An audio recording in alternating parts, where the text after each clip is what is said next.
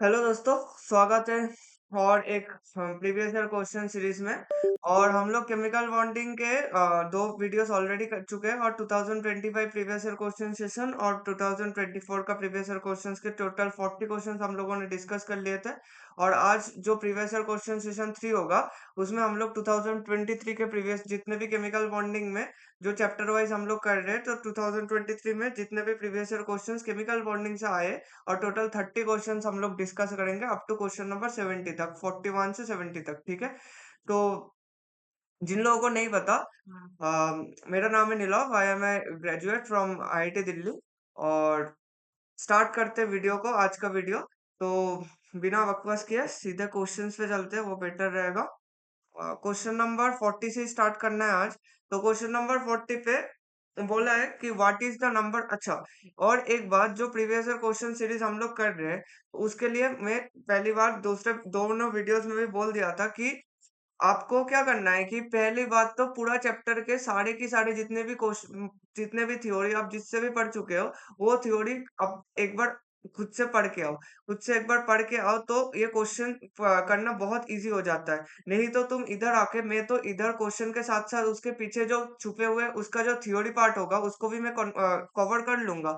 But the best part is, जो लोग 2026 के लिए कर रहे हो उसको तो एक बार रिविजन हो जाना चाहिए। या फिर एक बार खुद से 1-2 घंटा या फिर एक दिन खुद से एक बार चैप्टर को, आपको जितना टाइम लगता है रिवीजन करने के लिए उतना रिवीजन करके आओ। उसके बाद इधर आके क्वेश्चन प्रैक्टिस करो। और क्वेश्चन प्रैक्टिस में जब क्वेश्चन स्क्रीन पे आएगा तो उस क्वेश्चन को एक बार पढ़ो, क्वेश्चन को खुद से ट्राई करो, वीडियो को पॉज कर लो, फिर मेरा सॉल्यूशन देखो और सॉल्यूशन के पीछे जो कॉन्सेप्ट छुपा है या फिर मैं अगर कोई ट्रिक बता रहा हूँ उसको क्वेश्चन में ऐड कर लो। प्रीवियस ईयर क्वेश्चन को एज ए मॉक टेस्ट भी दे सकते हो, वो अच्छा होता है। मगर chapter wise previous year question को एनालिसिस करना बहुत ज्यादा इंपॉर्टेंट होता है। ठीक है। तो वो करके आना। और जिन लोगों को केमिकल बॉन्डिंग पढ़ना है, मैं इस चैनल पे इसी केमिकल बॉन्डिंग का एक अलग से प्लेलिस्ट है। उस प्लेलिस्ट पे तुम लोगों को पूरा लेक्चर वाइज उसका थ्योरी प्लेलिस्ट मिल जाएगा। तो उसको भी तुम देख सकते हो, जिनको खुद से पढ़ना है। और जिन लोगों ने 2026 बैच है, उसको तो तुम इजीली, वो लोग तो डायरेक्ट प्रीवियस ईयर क्वेश्चन, उसको तो अभी थ्योरी सेशन के लिए थ्योरी देखना है तो देख सकते हो, मगर वो टाइम वेस्ट होगा क्योंकि अभी 40 लेक्चर्स होंगे। तो वो केमिकल बॉन्डिंग का 40-50 लेक्चर्स होने में बहुत टाइम लगेगा और तुम्हें देखने में भी टाइम वेस्ट होगा। ठीक है। तो स्टार्ट करते हैं आज का वीडियो। सो क्वेश्चन नंबर 40 में क्या बोला है, what is the number of unpaired electrons in the highest occupied molecular orbital of the following species. मैंने बोल दिया था, कभी भी तुम्हारे पास अगर होमो निकालने, sorry, highest occupied molecular orbital का मतलब क्या होता है, होमो होता है। अब हर एक स्पीशीज के लिए तुम्हारे पास क्या होता है, पहली बात तो दो तरह की एमओटी जब हम लोग ड्रॉ करते हैं तो दो तरह से होता है। एक होता है एक एमोडायग्राम जो कि एसपी मिक्सिंग के लिए बनता है, और दूसरा एमोडायग्राम जो कि एसपी मिक्सिंग जिसमें नहीं होता। तो ये दोनों में बनता है। तो अगर हम लोगों ने करने जाए तो जिसमें एसपी मिक्सिंग होता है, तुम्हें अच्छे से पता है कि लोएस्ट में, सबसे लोएस्ट में क्या रहता है, सिग्मा वानिस रहता है, उसके बाद सिग्मा स्टार वानिस रहता है, उसके बाद सिग्मा 2s, और उसके ऊपर सिग्मा स्टार 2s रहता है। उसके ऊपर तुम्हारे पास क्या रहता है, सिग्मा 2pz रहता है। और जब एसपी मिक्सिंग जिसमें हो जाता है, ये सिग्मा 2pz ऊपर चला जाता है। और तुम्हारे पास नीचे क्या आ जाता है, नीचे तुम्हारे पास पाई आ जाता है, pi 2p x equal to pi 2py, ये आ जाता है। उसके ऊपर क्या जाता है, सिग्मा 2pz जाता है। और उसके ऊपर तुम्हारे पास क्या आ जाता है, pi star 2p x equal to pi star 2py। और सबसे ऊपर तो सिग्मा स्टार 2pz, ये तो जाना ही जाना है। और एसपी मिक्सिंग जिसमें नहीं होता उसमें क्या रहता है, सिग्मा स्टार 2pz, उसके बाद कौन आएगा, pi star 2p x pi equal to pi star 2py आएगा। उसके नीचे कौन आएगा, pi 2p x equal to pi 2py आएगा। उसके नीचे क्या आएगा, सिग्मा 2pz आएगा। और ये चलता रहेगा। जैसे कि सिग्मा सिग्मा स्टार 2s रहेगा, उसके बाद सिग्मा 2s रहेगा, उसके नीचे सिग्मा स्टार 1s, उसके नीचे सिग्मा 1s, यही होता रहेगा। अब देखो, सिंपल बात तो, जब होमो पूछा है नाइट्रोजन, नाइट्रोजन में देखो, नाइट्रोजन में कितना इलेक्ट्रॉन्स है, नाइट्रोजन दोनों, जो नाइट्रोजन नाइट्रोजन प्लस है, ये एसपी मिक्सिंग कहाँ तक होता है, कार्बन में होगा, नाइट्रोजन में होगा। और इसमें एसपी मिक्सिंग ऑक्सीजन फास्फोरस, ये बोरॉन कार्बन नाइट्रोजन में होता है, और ये ऑक्सीजन फ्लोरीन में होता है, जिसमें एसपी मिक्सिंग नहीं होता है। SP mixing boron carbon nitrogen तक होता है। अब नाइट्रोजन में कितना मॉलिक्यूल, कितना इलेक्ट्रॉन है, 14, इनटू प्लस में 13 इलेक्ट्रॉन प्रेजेंट है। अब 14 अगर होगा तो इधर फिल करो, इधर तुम्हारे पास 1 2 3 4 5 6 7 8 9 10 11 12 13 14। तो तुम्हारे पास जो सिग्मा 2pz होता है, ये तुम्हारे पास अच्छा, नंबर ऑफ अनपेयर्ड इलेक्ट्रॉन्स पूछा है। अनपेयर्ड इलेक्ट्रॉन्स तुम्हें पता है कि नाइट्रोजन क्या होता है कि 14 है, और नाइट्रोजन 14 इलेक्ट्रॉन होगा तो ये डायमैग्नेटिक होता है। डायमैग्नेटिक मतलब कोई भी अनपेयर्ड इलेक्ट्रॉन क्या होगा, unpaired number of unpaired electron 0 होगा। तो पहले ऑप्शन नाइट्रोजन का तो 0 आ गया। उसके बाद N2 प्लस, अगर कोई डायमैग्नेटिक हो और उससे एक इलेक्ट्रॉन निकल जाए, मतलब 13 इलेक्ट्रॉन, उसमें दोनों इलेक्ट्रॉन थे एक एक मॉलिक्यूलर ऑर्बिटल में, उससे एक इलेक्ट्रॉन निकल गया तो एक ही होगा ना सिंपली। 0 के बाद 1 आ जाएगा तो N2 प्लस के पास 1 होगा। उसके बाद ऑक्सीजन, ऑक्सीजन मैंने क्या बोला था, ऑक्सीजन पैरामैग्नेटिक होता है। और क्योंकि मैंने बोला था कि जितने भी डायमैग्नेटिक पैरामैग्नेटिक कौन कौन होगा, अगर ऑड इलेक्ट्रॉन स्पीशीज आ गया या फिर 10 16 आ गया, मतलब बोरॉन और ऑक्सीजन आ गया, 16 हो गया, और ऑक्सीजन तुम फॉलो करने लग जाओगे। अच्छा, N2 प्लस का अगर मैं इधर से भी दिखा दूं, N2 प्लस में क्या होगा तुम्हारे पास, 13 इलेक्ट्रॉन हो जाएगा। 13 इलेक्ट्रॉन मतलब सिग्मा 2 pz से एक इलेक्ट्रॉन निकल गया, एक इलेक्ट्रॉन निकल जाएगा तो भी एक ही इलेक्ट्रॉन रहेगा ना। तो उसके बाद तो इसके पास 0 हुआ, इसके पास 1 हुआ। ऑक्सीजन के पास तुम्हारे पास क्या हो जाएगा, 16 इलेक्ट्रॉन हो जाएगा। 16 इलेक्ट्रॉन में कितना अनपेयर्ड इलेक्ट्रॉन होगा, 2 होगा। इधर से भी देख लेते हैं, देखो इसमें तो तुम्हारा 8 फिल हो गया। उसके बाद 9 10 11 12 13 14 15 और 16, तुम्हारे पास पाई स्टार 2px और पाई स्टार 2py में तुम्हारे पास एक एक अनपेयर्ड इलेक्ट्रॉन होता है। और तुम्हारे पास अगर एक इलेक्ट्रॉन तुम O2 प्लस के लिए देख लो, O2, तो O2 में मेरे पास क्या है, 2 अनपेयर्ड इलेक्ट्रॉन है, और O2 प्लस में ये इलेक्ट्रॉन निकल गया तो तुम्हारे पास एक अनपेयर्ड इलेक्ट्रॉन रहेगा। तो क्या हो जाएगा तुम्हारे पास आंसर, 0 1 2 1, 0 1 2 1, मतलब तुम्हारे पास A option is the correct option हो जाएगा। ठीक है, इतना क्लियर है। इसके बाद अगर क्वेश्चन 40 समझ आ जाए तो क्वेश्चन नंबर 41 में हम लोग चलते हैं।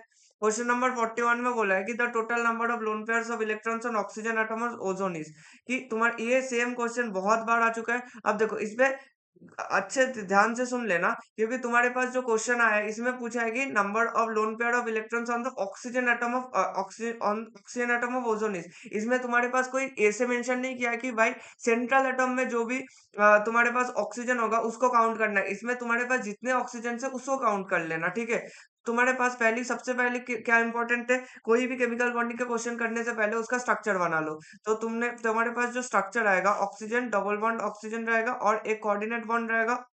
अगर कोऑर्डिनेट बॉन्ड को तुम रेजोनेट पोलर कोवेलेंट बॉन्ड में उसको खोल दो तो ऑक्सीजन के ऊपर एक पॉजिटिव चार्ज आएगा और इसके ऊपर एक नेगेटिव चार्ज आएगा। अब देखो बीच वाला जो ऑक्सीजन होगा इसमें एक लोन पेयर रह ही जाएगा, और इसमें डबल बॉन्डेड जो दोनों ऑक्सीजन है उसमें भी 2 लोन पेयर्स होगा। अगर इलेक्ट्रॉन काउंट करना है तो 1 2, इधर 3 हो रहा है, उसमें भी 3 4 5, और एक तो निकल गया तो ये हो गया, क्योंकि 6 से 5 हो गया तो ये हो जाएगा। और इसमें देखो 1 2 तुम्हारे पास हो गया, 1 2 3 4 5 6, इसमें भी 6 हो गया। अब इसमें एक है तुम्हारे पास, 2 3 4 5 और इलेक्ट्रॉन लिया है तो 7 6 7 इलेक्ट्रॉन हो गया। तो ये तुम्हारे पास टोटल ये ओजोन का स्ट्रक्चर है। ये हमारे पास क्या है, ओजोन का स्ट्रक्चर। ओजोन स्ट्रक्चर में तुम्हारे पास टोटल, अब ये रेजोनेंस में जाता है, इसमें जाएगा इसमें जाएगा, रेजोनेंस से कुछ फर्क नहीं पड़ेगा, मेरे पास जो स्ट्रक्चर होगा उसका लोन पेयर में तो कुछ फर्क नहीं होगा ना। तो total number of lone pairs कितना होगा टोटल, इसके लिए इस ऑक्सीजन का 2 है, बीच वाला ऑक्सीजन का 1 है, और इस वाले ऑक्सीजन का 3 हो जाएगा। तो total number of lone pairs of oxygen atoms कितना हो जाएगा तुम्हारे पास, 6 हो जाएगा। ठीक है, total number of lone pairs of electrons बोला है, sorry sorry sorry, total number of lone pair of electron. तो तुम्हारे पास total number of lone pairs कितना आ रहा है, टोटल लोन पेयर्स अगर 6 आ रहा है तो total number of lone pair electron, total number of electrons on lone pair कितना हो जाएगा, 6 इंटू 2 12 हो जाएगा। इतना क्लियर है, total number of lone pair of electrons, तो लोन पेयर्स बोला है तो 6 होगा। अगर लोन पेयर तुम्हारे पास total number of electrons on the lone pair बोलता तो इक्वल टू 12 आ जाता। ठीक है, इतना क्लियर है। उसके बाद हम लोग चलते हैं नेक्स्ट क्वेश्चन पे, क्वेश्चन नंबर 42, कि dipole moment is a vector quantity and by convention it is depicted by a small arrow with tail on the negative centre and head pointing towards the positive centre. अगर मान लो मैंने कुछ molecule लिया, कोई भी polar covalent polar molecule A B या फिर HCl, कुछ भी मांग लो, तो एक हाइड्रोजन के ऊपर क्या आता है, डेल्टा पॉजिटिव आता है, और क्लोरीन के ऊपर डेल्टा माइनस आता है, ए के ऊपर डेल्टा प्लस, बी के ऊपर डेल्टा माइनस। तो हम लोग जब डाइपोल मोमेंट दिखाना होता है, डाइपोल मोमेंट में हम लोग क्या दिखाते हैं कि किस तरफ इलेक्ट्रॉन डेंसिटी का शिफ्ट हो गया। तो ए प्लस से बी माइनस की तरफ इलेक्ट्रॉन डेंसिटी का ए प्लस से बी माइनस की तरफ जाएगा ना। तो by convention it is depicted by small arrow with tail on the negative centre. ये जो हम लोग एरो दिखाते हैं, एरो में हम लोग दिखाते हैं कि पॉजिटिव साइड से नेगेटिव साइड में जाने तक। तो जो टेल होता है, ये तुम्हारे पास टेल होता है और ये तुम्हारे पास हेड होता है। जो जो टेल होगा, ये तुम्हारे पास कौन सा डायरेक्शन में रहेगा? ये रहेगा तुम्हारे पास जो एटॉम के ऊपर तुम्हारे पास पॉजिटिव सेंटर जनरेशन हो रहा है, जो इस एटॉम के ऊपर पॉजिटिव सेंटर जनरेशन हो रहा है। और हेड कौन सी साइड में रहेगा? हेड रहेगा जिसके ऊपर तुम्हारे पास नेगेटिव सेंटर का जनरेशन हो रहा है, नेगेटिव सेंटर का जनरेशन हो रहा है। ठीक है, इतना क्लियर है? तो ए और बी अगर ऐसे जनरेट हो रहा है तो सीधी बात क्या होगा, डेल्टा प्लस से डेल्टा माइनस की तरफ शिफ्ट हो रहा है। तो ये स्टेटमेंट तो तुम्हारा गया खत्म। तो ये तो इनकरेक्ट हो गया। ये स्टेटमेंट वन क्या हो जाएगा? इनकरेक्ट हो जाएगा। इसके बाद हम लोग चलते हैं नेक्स्ट स्टेटमेंट में। स्टेटमेंट वन गया। स्टेटमेंट टू में the cross arrow of the dipole moment symbolizes the direction of shift of charges in the molecule. तुम्हारे पास जो ये क्रॉस एरो दिखाया हम लोगों ने, मतलब क्रॉस एरो मतलब डाइपोल मोमेंट का सीधा जो ये साइन बोल रहा है, इसको ही क्रॉस एरो बोलते हैं। ये कट है ना, इसके लिए इसको क्रॉस बोला जाता है। Symbolizes the direction of shift of charges. इसमें कोई शिफ्ट ऑफ चार्जेस नहीं होता। इसमें क्या दिखाते हैं कि डायरेक्शन से हम लोग दिखाते हैं कि इलेक्ट्रॉन डेंसिटी का shift. Electron density, electron density का मूवमेंट की बात करते हैं। इलेक्ट्रॉन डेंसिटी का मूवमेंट किससे किस तरफ हुआ है, या फिर कहाँ से कहाँ पर डेल्टा, मतलब जिस तरह पे हेड रहेगा उस तरह के इलेक्ट्रॉन डेंसिटी इधर चार्ज का शिफ्ट का कुछ। और डाइपोल मूवमेंट का अगर मैं एरो कर दूं, उसका मतलब थोड़ी ये होता है कि चार्ज का मूवमेंट होता है। और चार्ज तो एक सेंट्रल, एक स्टैटिक है ना, कोई चार्ज मूव नहीं कर सकता। हमेशा क्या होता है, एक इलेक्ट्रॉन डेंसिटी का मूवमेंट होता है। कभी भी charge can't move, charge can't move, charge का मूवमेंट पॉसिबल ही नहीं है। ठीक है, इतना क्लियर है? तो तुम्हारे पास इधर क्या हो गया, दोनों स्टेटमेंट गलत हो गया। मतलब ऑप्शन सी, सॉरी, हाँ, option C is the correct option. ठीक है, क्योंकि दोनों स्टेटमेंट इधर इनकरेक्ट है, ये भी इनकरेक्ट है, ये भी इनकरेक्ट है।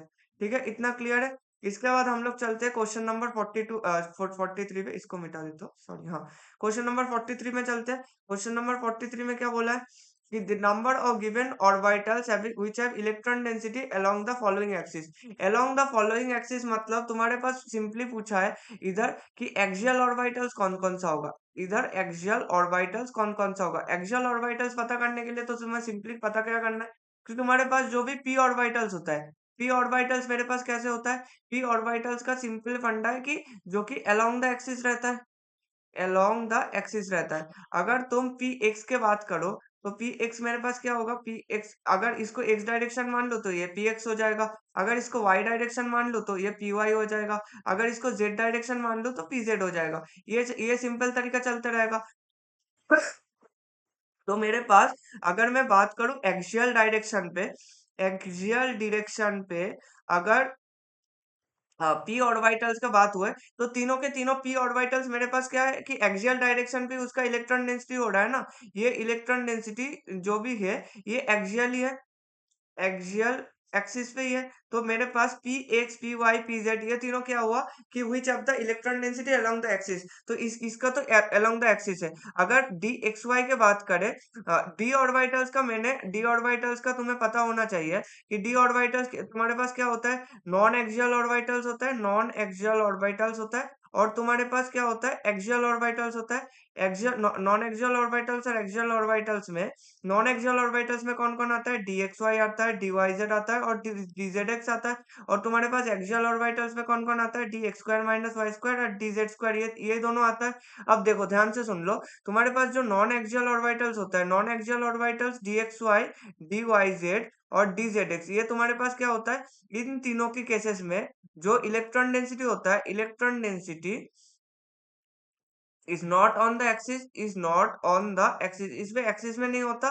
और ये एक्सियल ऑर्बिटल्स हम लोग क्यों बोलते हैं, क्योंकि इलेक्ट्रॉन डेंसिटी मेरे पास क्या है, electron density along the axis है, अलोंग द एक्सिस है।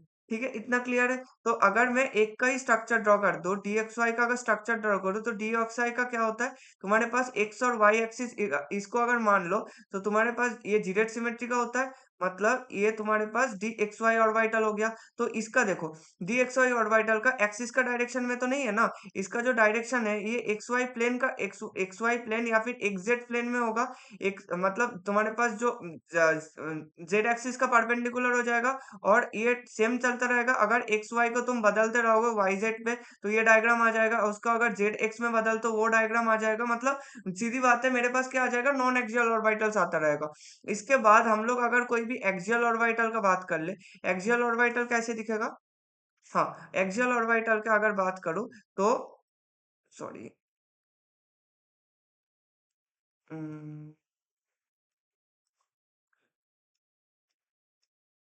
हाँ, ये मेरे पास एक एक्सियल ऑर्बिटल हो गया। तो ये अगर मैं बात करूँ कि D x square minus Y square, तो D x square minus Y square का, इसको अगर एक्स एक्सिस मान लो, इसको अगर वाई एक्सिस मान लो, तो एक्स एक्सिस के डायरेक्शन में भी इलेक्ट्रॉन डेंसिटी है, वाई एक्सिस के डायरेक्शन में भी मेरे पास इलेक्ट्रॉन डेंसिटी है। और डी जेड स्क्वायर का बात करूँ तो डी जेड स्क्वायर में तुम्हें पता है कि जेड एक्सिस का अलग होता है, और इसका लॉस सबसे ज्यादा बड़ा होता है। इसके एक ही दो ही ऑर्बिटल होता है, और तुम्हारे पास क्या होता है, एक रिंग डेंसिटी होता है। ये रिंग डेंसिटी क्या है, जो जिसको जानना है, ये रिंग डेंसिटी फॉर्म कैसे हुआ, या फिर ये डीजेड स्क्वायर ऑर्बिटल अलग कैसे, वो थ्योरी में बोलो, क्योंकि प्रीवियस ईयर क्वेश्चन में इतना डिस्कस करना बहुत मुश्किल हो जाता है। तो मेरे पास अभी इस क्वेश्चन के लिए क्या है कि डी जेड स्क्वायर और d x square minus Y square जो दोनों है, इसके तरफ क्या होता है, इन दोनों के केसेस में इलेक्ट्रॉन डेंसिटी जो होता है ये एक्सियल ऑर्बिटल्स के तरफ रहता है। तो number of given orbitals which have electron density, along the axis, ये मेरे पास क्या आ जाएगा, 3, और ये दोनों ये डी जेड स्क्वायर होगा, ठीक है। ये 5 हो जाएगा टोटल, इसका आंसर 5 होगा। ठीक है, इतना क्लियर है। इसके बाद चलते हैं नेक्स्ट क्वेश्चन पे। नेक्स्ट क्वेश्चन में क्या बोला है, according to molecular orbital theory, the bond orders of O2 2 minus CO and NO plus are respectively. Bond order पूछा है O2 2 minus CO and NO plus. Bond order calculation के लिए मैंने क्या बोला था, तुम्हारे पास जो नाइट्रोजन होता है, नाइट्रोजन का तुम्हारे, हाँ, मैंने क्या बोला था कि अगर तुम्हारे पास नाइट्रोजन है, बॉन्ड ऑर्डर नाइट्रोजन का तुम्हारे पास क्या आएगा, 3 आएगा, और नाइट्रोजन में तुम्हारे पास इलेक्ट्रॉन काउंट करो तो 14 इलेक्ट्रॉन, 14 इलेक्ट्रॉन के लिए तुम्हारे पास जो बॉन्ड ऑर्डर आता है ये तुम्हारे पास हाईएस्ट रहता है। ये तुम्हारे पास क्या हो जाएगा, हाईएस्ट हो जाएगा। अब सीधी बात देखो, कार्बन मोनोक्साइड है, कार्बन मोनोक्साइड में कार्बन का कितना इलेक्ट्रॉन होता है, 6, और ऑक्सीजन का क्या होता है, 8। तो 6 और 8 का क्या हो जाएगा, 14 इलेक्ट्रॉन सिस्टम आएगा। तो 14 इलेक्ट्रॉन सिस्टम में मैंने ये नाइट्रोजन के साथ सिमिलर हो जाएगा, नाइट्रोजन के साथ सिमिलर होगा तो बॉन्ड ऑर्डर तुम्हारे पास क्या आ जाएगा, 3 आ जाएगा। और मैंने एक पिरामिडल स्ट्रक्चर बनाया था, ऐसे एक ग्राफ बनाया था, जिसको देखना है, ये प्रीवियस ईयर क्वेश्चन 2 में हुआ था, इसलिए मैं दोबारा डिस्कस नहीं कर रहा हूँ। तो ये तुम्हारे पास एक बार देख लेना, ये ट्रिक सिखाया था। ये प्रीवियस ईयर क्वेश्चन सेशन 1 या 2 में किसी में एक तो होगा, उसको देख लेना। इसमें नाइट्रोजन का इधर 3 रहता है बॉन्ड ऑर्डर, और ये 14 इलेक्ट्रॉन सिस्टम के लिए आ रहा था। ये तुम्हारे पास ग्राफ कौन किसका होता है, बॉन्ड ऑर्डर वर्सेस तुम्हारे पास नंबर ऑफ इलेक्ट्रॉन्स का ग्राफ आता है। ये एक बार देख लेना, ये इसको देख लेना, तो इससे पूरा क्वेश्चन बन जाएगा। ठीक है, तो ये तुम्हारे पास कार्बन मोनोक्साइड का तो 3 आ गया। अगर NO प्लस का बात करो, NO प्लस का क्या होता है, NO प्लस में नाइट्रोजन का क्या होगा, 7 होगा, ऑक्सीजन का 8 होगा, और तुम्हारे पास एक इलेक्ट्रॉन गायब हो गया, तुम्हारे पास आयनाइजेशन होगा तो 14 इलेक्ट्रॉन, ये भी 14 इलेक्ट्रॉन सिस्टम बन जाएगा। इसका भी अगर 14 इलेक्ट्रॉन सिस्टम बन रहा है तो तुम्हारे पास बॉन्ड ऑर्डर क्या आ जाएगा, इसका भी 3 आ जाएगा। इतना क्लियर है। और O2 2 माइनस का अगर बात करो, ऑक्सीजन का तुम्हारे पास क्या होता है, ऑक्सीजन का 16 इलेक्ट्रॉन सिस्टम होगा। 16 के साथ साथ 2 इलेक्ट्रॉन अगर ऐड करोगे तो तुम्हारे पास 18 इलेक्ट्रॉन सिस्टम होगा।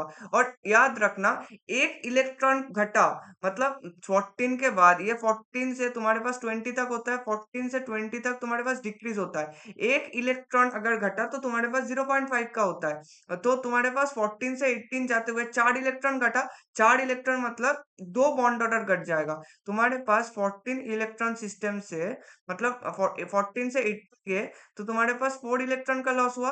4 इलेक्ट्रॉन का लॉस, तो 4 इंटू 0.5 कर लो तो तुम्हारे पास 2 आएगा। तो तुम्हारे पास बॉन्ड ऑर्डर जो कि 3 था, वो -2 होके क्या हो जाएगा, 1.0 आ जाएगा। ठीक है, इतना क्लियर है। तो तुम्हारे पास O2 2 माइनस का 1, तो तुम्हारे पास ऑप्शन क्या आ जाएगा, 1, 3 एंड 3। तो तुम्हारे पास क्वेश्चन 44 का ऑप्शन नंबर ए करेक्ट हो गया। ठीक है, इतना क्लियर है।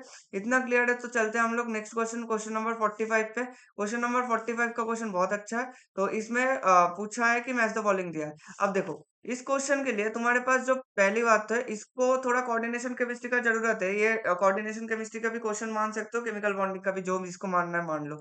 क्वेश्चन करने से मतलब है ना। तो निकल NiCO4 तुम्हें पता है जो कार्बोनिल ग्रुप होता है, ये कार्बोनिल ग्रुप तुम्हारे पास क्या होता है, ये तुम्हारे पास स्ट्रॉन्ग SFL होता है, मतलब स्ट्रॉन्ग फील्ड लिगेंड होता है। जिनको स्ट्रॉन्ग फील्ड लिगेंड वगैरह पता नहीं है तो उतना टेंशन मत लो, क्योंकि ये क्वेश्चन फिर से डिस्कस हो जाएगा कोऑर्डिनेशन केमिस्ट्री में। ये स्ट्रॉन्ग फील्ड लिगेंड होता है। अब स्ट्रॉन्ग फील्ड अगर लिगेंड होगा, याद रखना NiCO4 का जो स्ट्रक्चर होता है ये हमेशा क्या होता है, ये टेट्राहेड्रल होता है। और NiCN4 का अगर आए, NiCN4 2 माइनस का आए, तो ये स्ट्रक्चर कैसे होता है, ये तुम्हारे पास स्क्वायर प्लेनर स्ट्रक्चर आएगा, ठीक है। ये याद रखना। तो तुम्हारे पास NiCO4 क्या हो जाएगा, ये टेट्राहेड्रल होगा। अगर टेट्राहेड्रल स्ट्रक्चर आ रहा है तो इसका तुम्हें अच्छे से पता है कि इसका ज्योमेट्री कैसा होगा।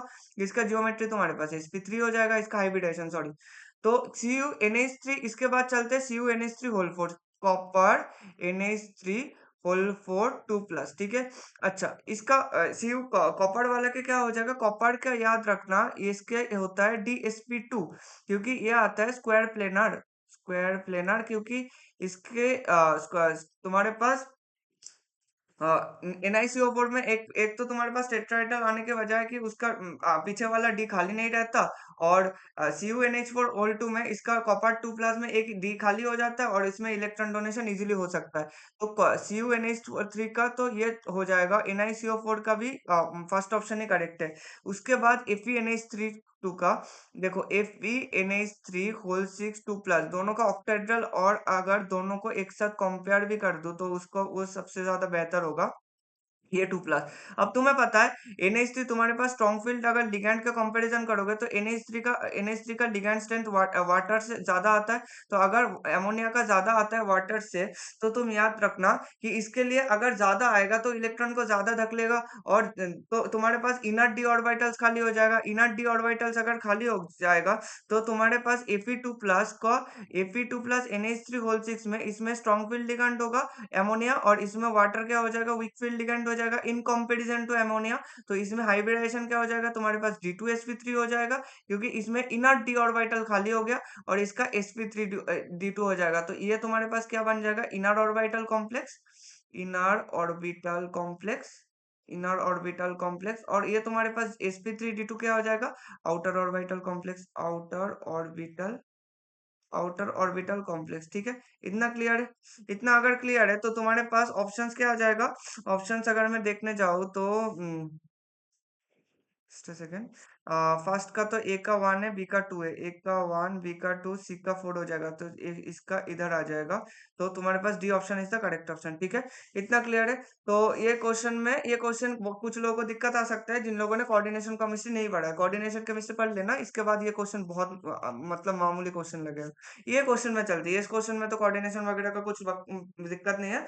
तो क्वेश्चन नंबर 46 में XCF4 का हर एक का स्ट्रक्चर बना लेते हैं। XCF4 का अगर स्ट्रक्चर, ये तो बहुत बार देख चुके हो कि XCF4 में, मतलब दोनों प्रीवियस ईयर क्वेश्चन सेशन में हर बार ये क्वेश्चन आया, XCF4 का ही आया है। इसका क्या होता है, तुम्हारे पास स्क्वायर प्लेनर होता है, स्क्वायर प्लेनर, इसका प्लेनर ज्योमेट्री होता है, या फिर स्क्वायर प्लेनर कुछ भी बोल दो।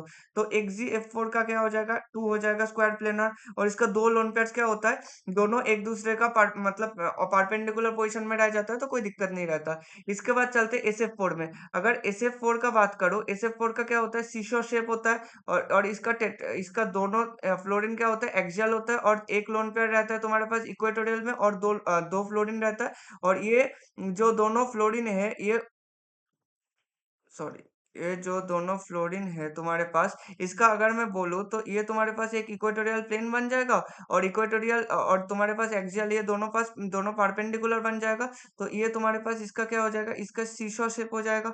इतना क्लियर है। इसका हो जाएगा SF4 का सीसॉ। इसके बाद NH4 प्लस का बात करूँ तो NH4 प्लस का तो कोई मतलब नहीं है, इसमें नाइट्रोजन का, इसका चार ही कोवेलेंस इसका हो सकता है, नाइट्रोजन ने एक कोऑर्डिनेट बॉन्ड बनाएगा, इसका टेट्राहेड्रल हो जाएगा। इसका और कुछ, इसका तो लोन पेयर भी नहीं है, तो इसका इलेक्ट्रॉनिक ज्योमेट्री और मॉलिक्यूलर ज्योमेट्री में कुछ फर्क नहीं आएगा। और BrF3 का एक ही बचा है, ये वेंटी शेप होगा। BrF3 का भी स्ट्रक्चर देख लेते हैं। ब्रोमीन का 7 इलेक्ट्रॉन होता है, 3 इलेक्ट्रॉन ऐसे ही ले लिया फ्लोरीन ने, और 2 लोन पेयर से बच जाएगा, तो टोटल 7 इलेक्ट्रॉन हो जाएगा। और ये लोन पेयर का रिपल्शन की वजह से ये दोनों एक्सियल बॉन्ड्स है, इसका थोड़ा सा बेंड हो जाता है, और ये फ्लोरीन इधर आ जाता है और इधर आ जाता है, थोड़ा सा शेप इधर दिख जाता है, तो इसको हम लोग क्या बोलते हैं, बेंटी शेप बोल देते हैं। ठीक है, इतना क्लियर है। तो तुम्हारे पास करेक्ट ऑप्शन तुम्हारे पास क्या आ जाएगा, 46 का इसका भी तुम्हारे पास डी हो जाएगा। एक ए का 2 आ रहा है, बी का 1, सी का 4 और डी का 3। ठीक है, इतना क्लियर है। इसके बाद चलते हैं हम लोग next question, question number 47। Question number 47 में क्या बोला है कि for OF2 molecule consider the following. OF2 molecule का अगर बात करो तो ऑक्सीजन इधर फ्लोरीन रह रहा है, इधर फ्लोरीन रह रहा है, और दोनों दोनों लोन पेयर्स इधर है। The number of lone pairs on the oxygen is 2। इसमें भी क्या आ रहा है, 2 लोन पेयर्स आ रहा है, एक लोन पेयर ये, दूसरा लोन पेयर ये, तो पहला ऑप्शन तो करेक्ट है। अब FOF bond angle is less then 104.5 degree. 104.5 degree angle किसका होता है, वाटर मॉलिक्यूल के केस में होता है। अब वाटर का बात करो तो तुम देखो अच्छे से, फ्लोरीन इसमें चेंज क्या हो रहा है, इसमें इन दोनों में चेंज अगर तुम बात करोगे इन दोनों में चेंज क्या है, तो इसमें क्या है, एक जगह तुम्हारे पास फ्लोरीन लगा है और दूसरी जगह इसमें क्या है, हाइड्रोजन लगा है। अब तुम्हें पता है कि इलेक्ट्रोनेगेटिविटी फ्लोरीन का ज्यादा होता है ऑक्सीजन से, और तुम्हारे पास इस केस में तो ये बॉन्ड से फ्लोरीन के पास, इस बॉन्ड से फ्लोरीन क्या कर जाएगा, इलेक्ट्रोनेगेटिविटी से इलेक्ट्रॉन डेंसिटी खींचेगा। अगर इलेक्ट्रॉन डेंसिटी खींचेगा, इस बॉन्ड से परसेंटेज एस कैरेक्टर बहुत घट जाएगा। अगर परसेंटेज एस कैरेक्टर बहुत घट गया तो ये लोन पेयर्स में, ये जो लोन पेयर्स प्रेजेंट है, इस लोन पेयर्स में जो परसेंटेज एस कैरेक्टर होगा, ये परसेंटेज एस कैरेक्टर बढ़ जाएगा। ये लोन पेयर्स में परसेंटेज एस कैरेक्टर बढ़ जाएगा। और ये हाइड्रोजन के केसेस में, हाइड्रोजन ऑक्सीजन से ये इस ऑक्सीजन की तरफ इलेक्ट्रॉन डेंसिटी जाता है तो उतना नहीं घटेगा। मैं इन कंपैरिजन बताया, तो अगर इस बॉन्ड से तुम्हारे पास परसेंटेज एस कैरेक्टर घटा तो जो लोन पेयर्स है इसमें परसेंटेज एस कैरेक्टर बढ़ेगा। अगर लोन पेयर्स में परसेंटेज एस कैरेक्टर बढ़ गया, याद रखना, तो क्या होगा, देखो जो फ्लोरीन ऑक्सीजन बॉन्ड था, ये तुम्हारे पास अगर मैं देखा हो तो तुम्हारे पास दोनों दोनों बॉन्ड से, इस दोनों बॉन्ड्स में फ्लोरीन ने क्या किया, फ्लोरीन ने तुम्हारे पास ये खींचने लग गया, ये तुम्हारे पास फ्लोरीन ने इससे इलेक्ट्रॉन डेंसिटी खींचने लग गया, तो ऊपर जो लोन पेयर होगा उसमें परसेंटेज इसका कैरेक्टर बढ़ेगा। अगर परसेंटेज इसका कैरेक्टर इसमें बढ़ गया तो तुम्हारे पास क्या हो जाएगा, इसमें परसेंटेज कैरेक्टर वो सेंट्रल एटम के और पास आएगा, सेंट्रल एटम के और पास आएगा। मतलब मान लो ये लोन पेयर ऑक्सीजन वाटर के लिए इधर था, और इसके लिए क्या आ जाएगा, इसके लिए और पास आ जाएगा। और इधर भी एक लोन पेयर है, ये लोन पेयर इधर था, ये लोन पेयर इधर था, अब दोनों लोन पेयर इधर इधर हो गया, बहुत ज्यादा पास आ गया। अब लोन पेयर के पास होता है इलेक्ट्रॉन डेंसिटी का भरपूर होता है, अब ये दोनों लोन पेयर्स क्या है, बहुत ज्यादा पास आ जाएगा। अगर पास आ गया तो दोनों में क्या हो जाएगा, दोनों में इलेक्ट्रॉनिक रिपल्शन लगने लग जाएगा, तो दोनों में रिपल्शन फैक्टर ज्यादा कम करेगा। तो इन केस ऑफ, मैं अगर बात करूं तो in case of F2 molecule, in case of F2 molecule तुम्हारे पास in case of F2 molecule क्या हो जाएगा, the lone pairs, the lone pair will have, lone pair will possess, the lone pair will possess more percentage s character, more percentage s character। Percentage S character अगर इसमें ज्यादा हो गया तो इस केस के लिए क्या हो जाएगा, इस केस के लिए the lone pair will be, the lone pair will move, the lone pair will move more closer, will move more closer, more closer to the, more closer to the oxygen atom, more closer to the oxygen। अगर oxygen atom का more closer हो गया तो इसमें static repulsion, static repulsion will increase, static repulsion, steric repulsion will increase, steric repulsion will increase, steric repulsion increase हो जाएगा। इतना clear है। तो अगर स्टेरिक रिपल्शन इंक्रीज हुआ तो तुम्हारे पास इन दोनों का, तो इस ये भी इन दोनों बॉन्ड्स को फिर इन दोनों बॉन्ड्स को फिर रिपल्शन करेगा, और इन दोनों बॉन्ड्स को रिपल्शन करेगा। तो इसका अगर थीटा 1, इसका अगर थीटा 2 करो तो तुम्हें अच्छे से पता होगा थीटा 1 क्या हो जाएगा, छोटा हो जाएगा। तो FOF bond angle is less then 104.5 degree. ये तुम्हारे पास ऑप्शन क्या हो जाएगा, ये भी ऑप्शन सही हो जाएगा। तो ऑप्शन बी भी तुम्हारे पास करेक्ट है। ठीक है, इतना क्लियर है। अब oxygen state of oxygen is -2। तुम्हें पता है कि फ्लोरीन क्या होता है, फ्लोरीन तुम्हारे पास मोस्ट इलेक्ट्रोनेगेटिव होता है। अगर ये मोस्ट इलेक्ट्रोनेगेटिव हुआ, ये तुम्हारे पास ज्यादा इलेक्ट्रॉन डेंसिटी खींचेगा। अगर ज्यादा इलेक्ट्रॉन डेंसिटी खींचेगा तो ऑक्सीजन के ऊपर तुम्हारे पास क्या चार्ज आएगा, +2 आ जाएगा। +2 आ जाएगा, तो ये स्टेटमेंट तो तुम्हारे पास गलत हो गया। ठीक है, इतना क्लियर है। उसके बाद molecule is bent B shape. अगर मॉलिक्यूल का देखोगे, मॉलिक्यूल F2O का अगर मैं जियोमेट्री, इलेक्ट्रॉनिक जियोमेट्री का बात करूं, इलेक्ट्रॉनिक जियोमेट्री इसका क्या रहेगा, इलेक्ट्रॉनिक जियोमेट्री इसका तुम्हारे पास टेट्राहेड्रल रहेगा, क्योंकि 2 लोन पेयर 2 बॉन्ड पेयर। और अगर इसका मॉलिक्यूलर जियोमेट्री का बात करें, अगर इसका मॉलिक्यूलर जियोमेट्री का बात करें तो तुम्हारे पास क्या हो जाएगा, इसका मॉलिक्यूलर जियोमेट्री जैसे वाटर का था, इसका भी बेंड शेप आ जाएगा। ठीक है, बेंड शेप या फिर वी शेप। तो डी ऑप्शन भी सही है। तो A B D तो तुम्हारे पास सही हो जाएगा। और मॉलिक्यूलर ज्योमेट्री लिनियर तो नहीं आएगा, तो इसका भी ऑप्शन क्या हो जाएगा, इसका भी डी ऑप्शन करेक्ट हो जाएगा। ठीक है, इसके बाद हम लोग चलते हैं क्वेश्चन नंबर, नेक्स्ट क्वेश्चन पे। नेक्स्ट क्वेश्चन में मैच द फॉलोइंग है। ये बहुत आसान क्वेश्चन है। देखो पहला क्वेश्चन में बोला है IF7। IF7 का अगर स्ट्रक्चर बनोगे, इसका क्या होता है, पीवीपी होता है, पेंटागोनल बाइपिरामिडल। पेंटागोनल बाइपिरामिडल हो जाएगा। अब IF7 में आयोडीन के ऊपर बीच में तुम्हारे पास पांच फ्लोरीन एटम्स रहेगा ऑन द इक्वेटोरियल, और दोनों एक्सियल पोजीशन में रहेगा, एक और दो। तो अगर ऐसे रह रहा है तो तो तुम्हारे पास अब क्या होगा, अब देखो तुम्हारे पास IF7 का, तो तुम्हारे पास कोई लोन पेयर नहीं है, तो ए का तो फोर आ जाएगा, ए का फोर आ जाएगा। उसके बाद बी का आईसीएल फोर माइनस, आयोडीन के ऊपर नेगेटिव चार्ज जाएगा तो आयोडीन का 8 इलेक्ट्रॉन हो जाएगा। चार, तो चार क्लोरीन ले लिया, और तुम्हारे पास चार इलेक्ट्रॉन्स बचेगा, तो तुम्हारे पास दो लोन पेयर्स हो जाएगा। तो ICl4 माइनस का स्ट्रक्चर क्या हो जाएगा, चार क्लोरीन तुम्हारे पास ऐसे ऐसे आ जाएगा, और तुम्हारे पास दो लोन पेयर, एक आयोडीन के ऊपर नीचे और एक बार ऊपर। तो इधर एक लोन पेयर, इधर एक लोन पेयर, तो इसका number of lone pairs on the central atom, इसका क्या आ जाएगा, दो आ जाएगा। देखो सब कुछ ना स्ट्रक्चर से चलोगे, स्ट्रक्चर से चलो तो कोई गलती का भी नहीं होगा। तो बी का क्या हो जाएगा, थ्री हो जाएगा। तो इससे ऑप्शन भी तो आ ही रहा है, मगर हम लोग देख ही लेते हैं लास्ट में। XCF6 का क्या होगा, XCF6 का देखो जेनॉन का क्या होता है, ये स्ट्रक्चर याद रखना, ये ऑक्टाहेड्रल ज्योमेट्री रखता है, और इसका जो लोन पेयर होता है, ये लोन पेयर क्या होता है, स्टीरियोकेमिकली इनएक्टिव लोन पेयर बन जाता है। ये लोन पेयर इधर रहता है और बीच में ऐसे घूमता रहता है। तो XCF6 का जो ये लोन पेयर होता है, ये लोन पेयर तो काउंट होगा, उसमें कोई दिक्कत नहीं, लोन पेयर क्या हो जाएगा तुम्हारे पास, वन हो जाएगा। मगर ये याद रखना, ये तुम्हारे पास जो लोन पेयर होता है, ये तुम्हारे पास स्टीरियोकेमिकली इनएक्टिव वाला लोन पेयर होता है, इनएक्टिव लोन पेयर, ठीक है। इतना क्लियर है, इतना क्लियर हो गया। तो उसके बाद हम लोग चलते हैं, तो XCF6 का वन हो गया। और XCF2 का अगर बात करूँ, तो इसका क्या आता है, लीनियर शेप आता है। XCF2 इसका, और इसका इलेक्ट्रॉनिक ज्योमेट्री में बात करो, इसका हाइब्रिडाइजेशन क्या हो जाएगा, sp3d हो जाएगा। और XCF6 का याद रखना, इसका हाइब्रिडाइजेशन sp3d2 ही रहेगा। और क्योंकि इसका ऑक्टाहेड्रल ज्योमेट्री फेवर करता है, इसका ऑक्टाहेड्रल ज्योमेट्री फेवर होता है। इसके बाद XCF2 का एक्स, और इसका शेप क्या हो जाएगा, इसका लीनियर शेप हो जाएगा। और इसका नंबर ऑफ लोन पेयर्स क्या होगा, तीन लोन पेयर, इसमें highest number of lone pairs रहता है XCF2 के केसेस में। तो इसका डी का क्या हो जाएगा, वन हो जाएगा। तो B option is the correct option, ठीक है। इतना क्लियर है। उसके बाद हम लोग चलते हैं question number 49। Among the following the number of species having the linear shape, अगर एक एक कंपाउंड का तुम्हें देखो, XGF2 का अभी बात हुआ, XGF2 का, तो XGF2 का तुम्हारे पास क्या हो जाएगा, लीनियर शेप आ जाता है। इसका कोई दिक्कत नहीं, इसका तीनों लोन पेयर्स इक्वेटोरियल पोजीशन पे रहता है, और दोनों फ्लोरीन क्या रहता है, एक्सियल पोजीशन में रहता है। ये याद रखना कि अगर पूछे कि कहाँ कौन किस में रहता है, ठीक है। और उसके बाद I3 प्लस का अगर बात करूँ, I3 प्लस में बीच में आयोडीन रहता है। उसके बाद आयोडीन का 7 इलेक्ट्रॉन होता है, एक पॉजिटिव आ गया, मतलब 6 इलेक्ट्रॉन, 6 में से दोनों आयोडीन क्या ले लेगा, दोनों इलेक्ट्रॉन ले लिया। तो 6 और 4 इलेक्ट्रॉन बचा, 4 इलेक्ट्रॉन मतलब, और तुम्हारे पास दो लोन पेयर बचेगा। ये होता है ये I3 प्लस का स्ट्रक्चर। तो I3 प्लस का तुम्हारे पास टेट्राहेड्रल हो जाएगा। याद रखना, तुम I3 माइनस के साथ इसको मिक्स मत कर देना। तो I3 प्लस का अगर स्ट्रक्चर ड्रॉ करे, तो ऐसे स्ट्रक्चर होगा। तो ये तो तुम्हारे पास लिनियर नहीं होगा, ये तुम्हारे, इसका शेप क्या हो जाएगा, इसका बेंड शेप हो जाएगा। इतना क्लियर है। इसके बाद C3O2 का स्ट्रक्चर क्या होगा, ये तुम्हारे पास C3O2 का स्ट्रक्चर होता है, ठीक है।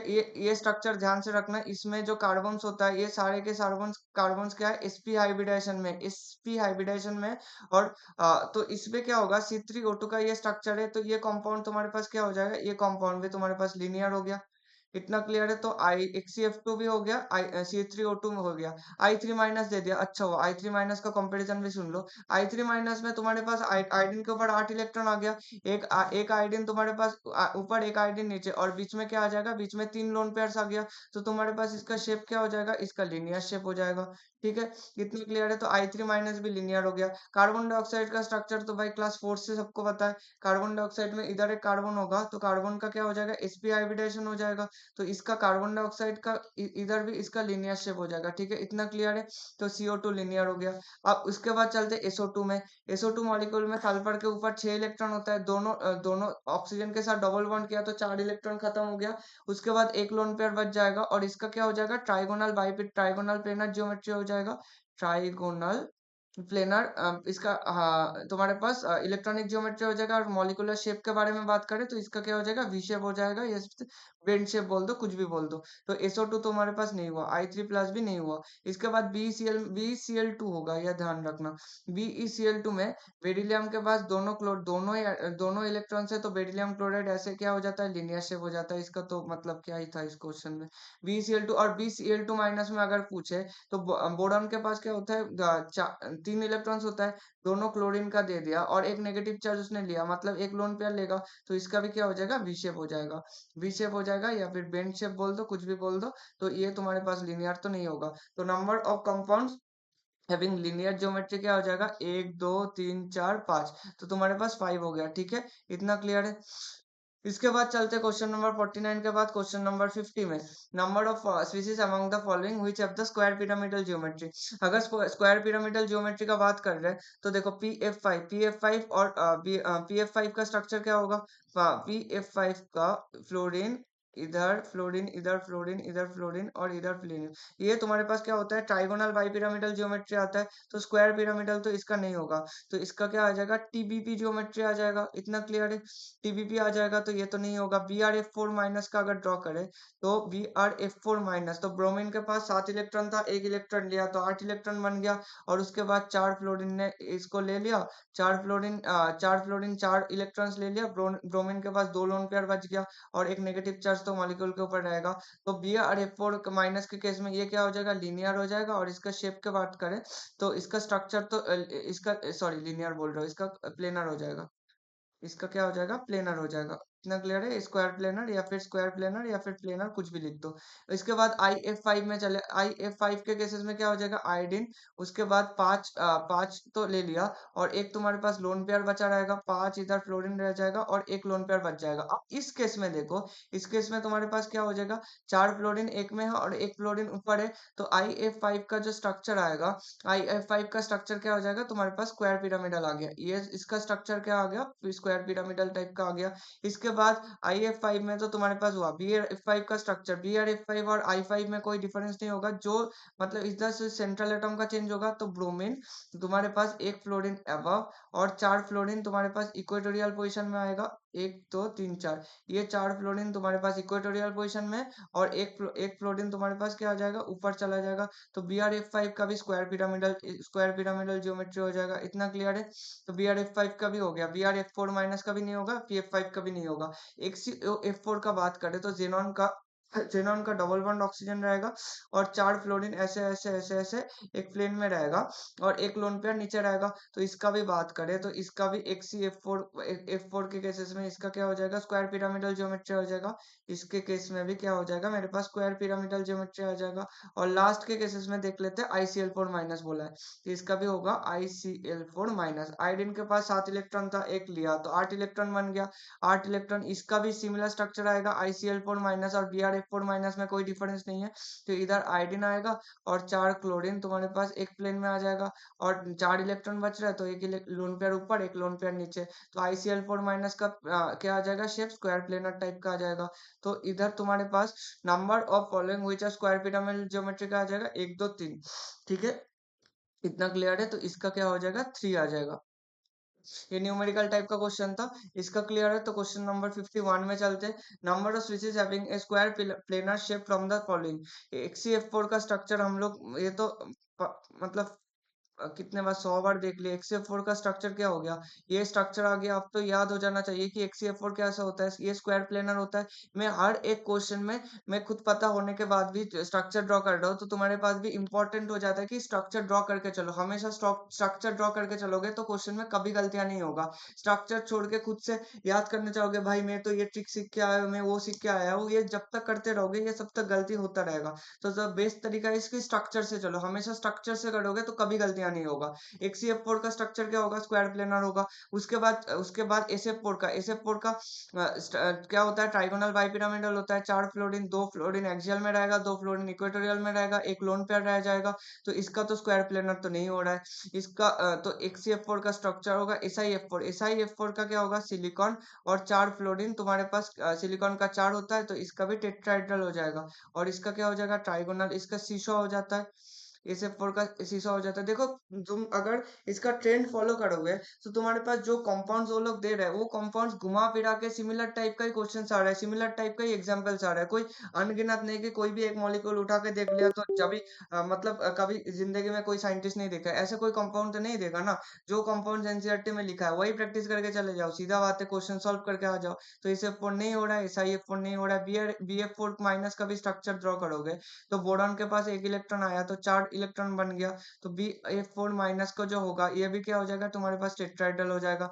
BrF4 माइनस का ड्रॉ करें तो BrF4 माइनस का 7 इलेक्ट्रॉन था, बोरॉन के पास एक लिया तो नेगेटिव चार्ज लिया तो 8 इलेक्ट्रॉन हो गया, 4 फ्लोरीन को दे दिया, तुम्हारे पास 2 लोन पेयर हो जाएगा। इसका तुम्हारे पास क्या हो जाएगा, इसका तुम्हारे पास स्क्वायर प्लेनर ज्योमेट्री आ गया। तो एक CF4 माइनस का आया और BrF4 माइनस का आया। इसके बाद copper NH4 whole two plus, copper NH2 whole two plus में चलोगे तो इधर क्या होता है, कॉपर में थोड़ी देर पहले ड्रॉ किया तो कॉपर में चार, कॉपर 2 प्लस के अंदर 4 NH3 क्या करता है, एज ए लिगेंड काम करता है, और एज ए लिगेंड ये ऐसे डोनेशन करता है, और ये सारे एक प्लेन में रहता है, ठीक है।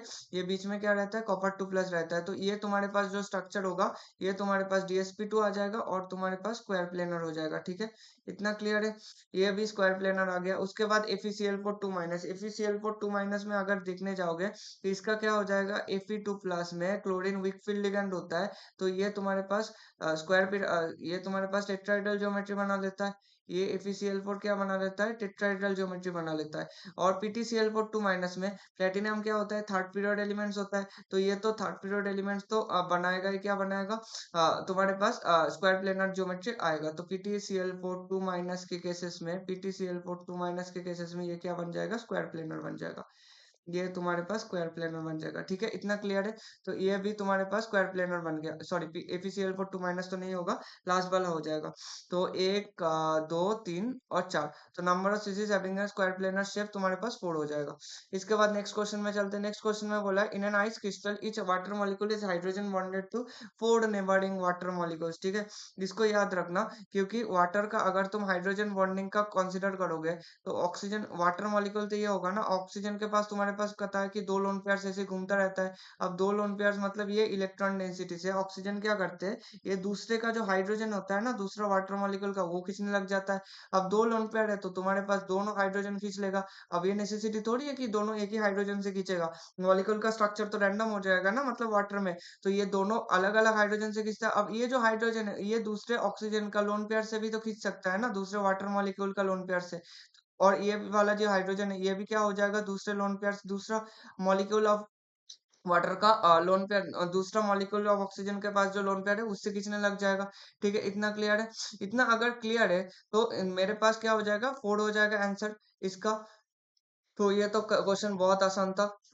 इसके बाद क्वेश्चन नंबर 53 में चलते हैं। और एक बात इस क्वेश्चन में मान लेना कि वाटर मॉलिक्यूल में अगर तुम आइस क्रिस्टल, अगर क्रिस्टल में भी देखने जाओगे तो तुम्हारे पास क्या होता है, वाटर का वॉल्यूम के लिए, वाटर का जो आइस में होता है उसका वाटर में आइस, वाटर का आइस में वॉल्यूम, वॉल्यूम बढ़ जाता है rather than liquid water, rather than liquid water. तो यह ध्यान रखना, वॉल्यूम का स्पेलिंग गलत लिख दिया, सॉरी, ठीक है। तो इसका जो वॉल्यूम बढ़ने का रीजन भी क्या है, तुम्हारे पास हाइड्रोजन बॉन्डिंग है, ये इसके पास 4 हाइड्रोजन बॉन्डिंग बनाता है, और ये एक इसके पास ना वैकेंट केज बन जाता है। मतलब ये दूसरा ऑक्सीजन के साथ मिक्स होगा, और ये वाटर के साथ मिक्स होगा, और ये हाइड्रोजन, तो ये वैकेंट केज बन जाता है। ऐसे तुम्हारे पास सेवरल केजेस बन जाता है। ऐसे केजेस मतलब वैकेंट स्पेस, या फिर केजेस का मतलब क्या होता है, सीधी बात है वैकेंट स्पेसेस, सीधी बात, ऐसे वैकेंट स्पेसेस जब बन जाता है इसके वजह से तुम्हारा क्या हो जाएगा,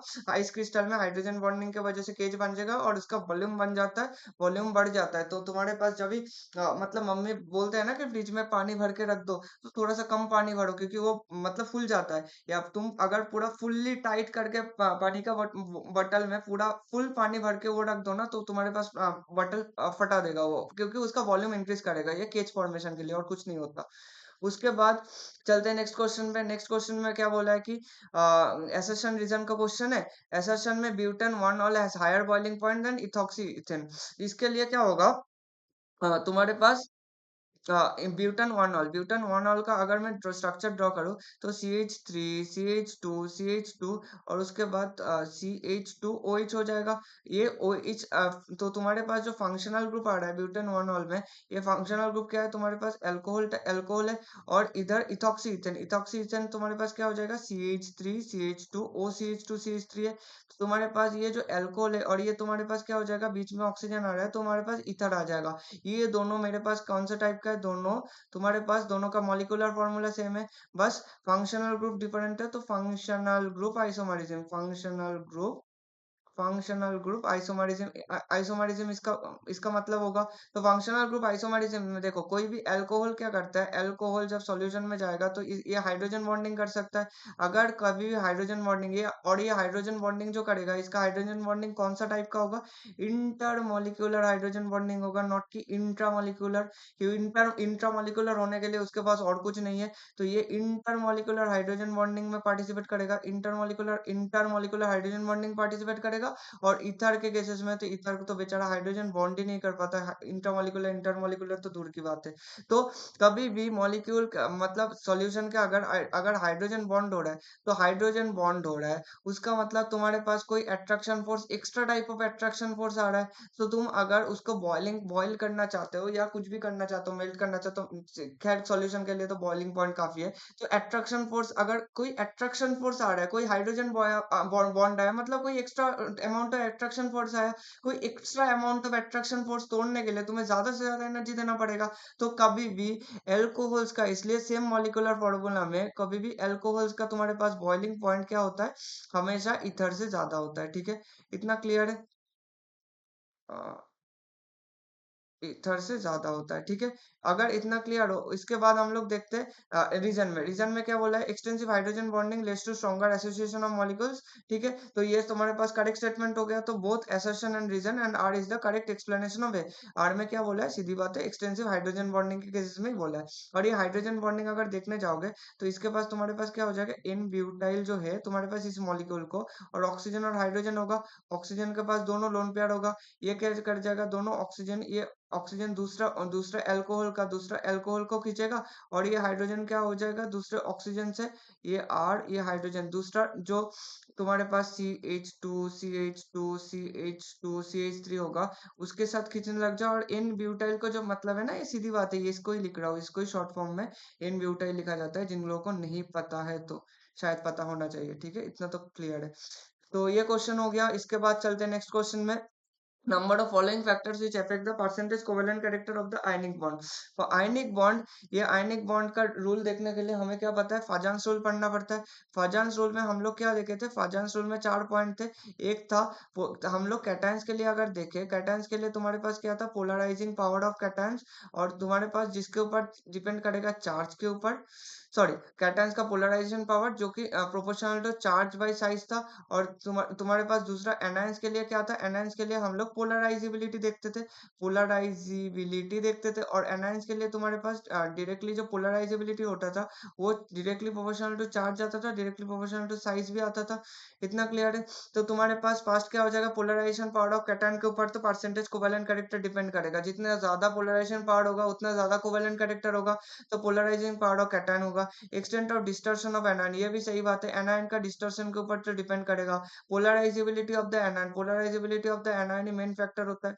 अब पोलराइजिंग पावर ऑफ एनायन, हम लोग पोलराइजिंग पावर टर्म किस लिए यूज करते हैं, हम लोग हमेशा कैटायंस के लिए यूज करते हैं। ठीक है, पोलराइजिंग पावर जो पीपी टर्म होता है, ये हमेशा कैटायंस के लिए यूज होता है, ना कि एनायंस के लिए। तो तुम्हारे पास इधर नंबर ऑफ फॉलोइंग फैक्टर्स, ये तुम्हारे पास 3 हो जाएगा, या फिर क्वेश्चन में जैसे पूछा है तो तुम्हारे पास, सॉरी, ACD नहीं, ABC हो जाएगा, A B and C हो जाएगा। ठीक है, इतना क्लियर है। तो question number 54 done. Question number 55 में चलते हैं। क्वेश्चन नंबर 55 में फिर से क्या बोला है, number of the following species from the following carrying a single lone pair on the central atom xenon. ये सारे के सारे तुम्हारे पास जेनॉन के कंपाउंड्स दे रखा है। ठीक है, तो क्वेश्चन नंबर 55 में चलते हैं। क्वेश्चन नंबर 55 में क्या पूछा है कि number of species from the following carrying a single loan pair of central atom xenon. Xenon के ऊपर किस केस में कि सिंगल लोन पेयर प्रेजेंट, ठीक है। तो XeF5 क्लास का स्ट्रक्चर देखो। जेनॉन के ऊपर तुम्हारे पास क्या हो जाएगा, जेनॉन के ऊपर, जेनॉन का 8 इलेक्ट्रॉन्स होता है, एक इलेक्ट्रॉन गायब हो गया तो भाई 7 इलेक्ट्रॉन हो गया उसके पास, 5 तो उसने फ्लोरीन ने खा लिया, तो एक ही लोन पेयर बचेगा।